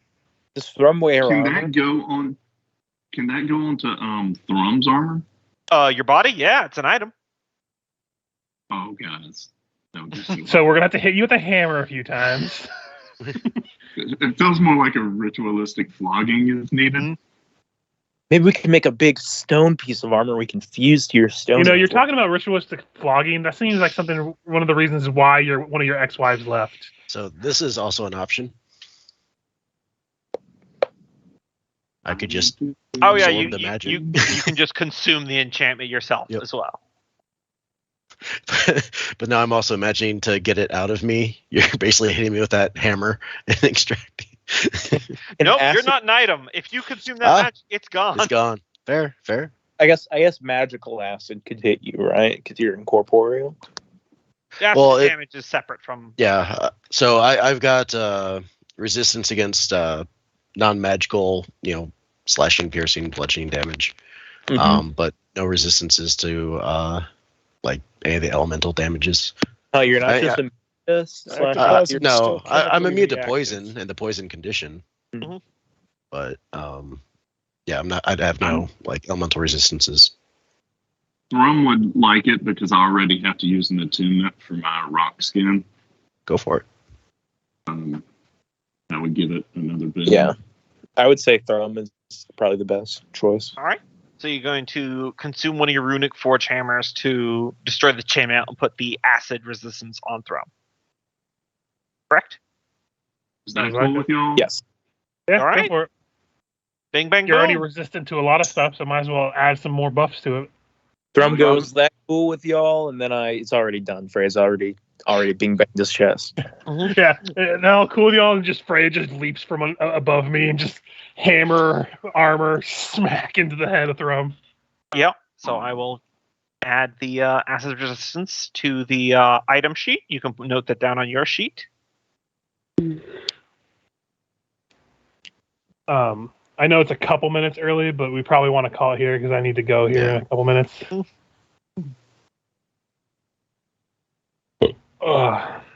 Also, my headache's starting to come back, and that's not fun. Uh-oh. So, that fog cloud, is it a save we have to make every day or every hour or what? I can't quite recall.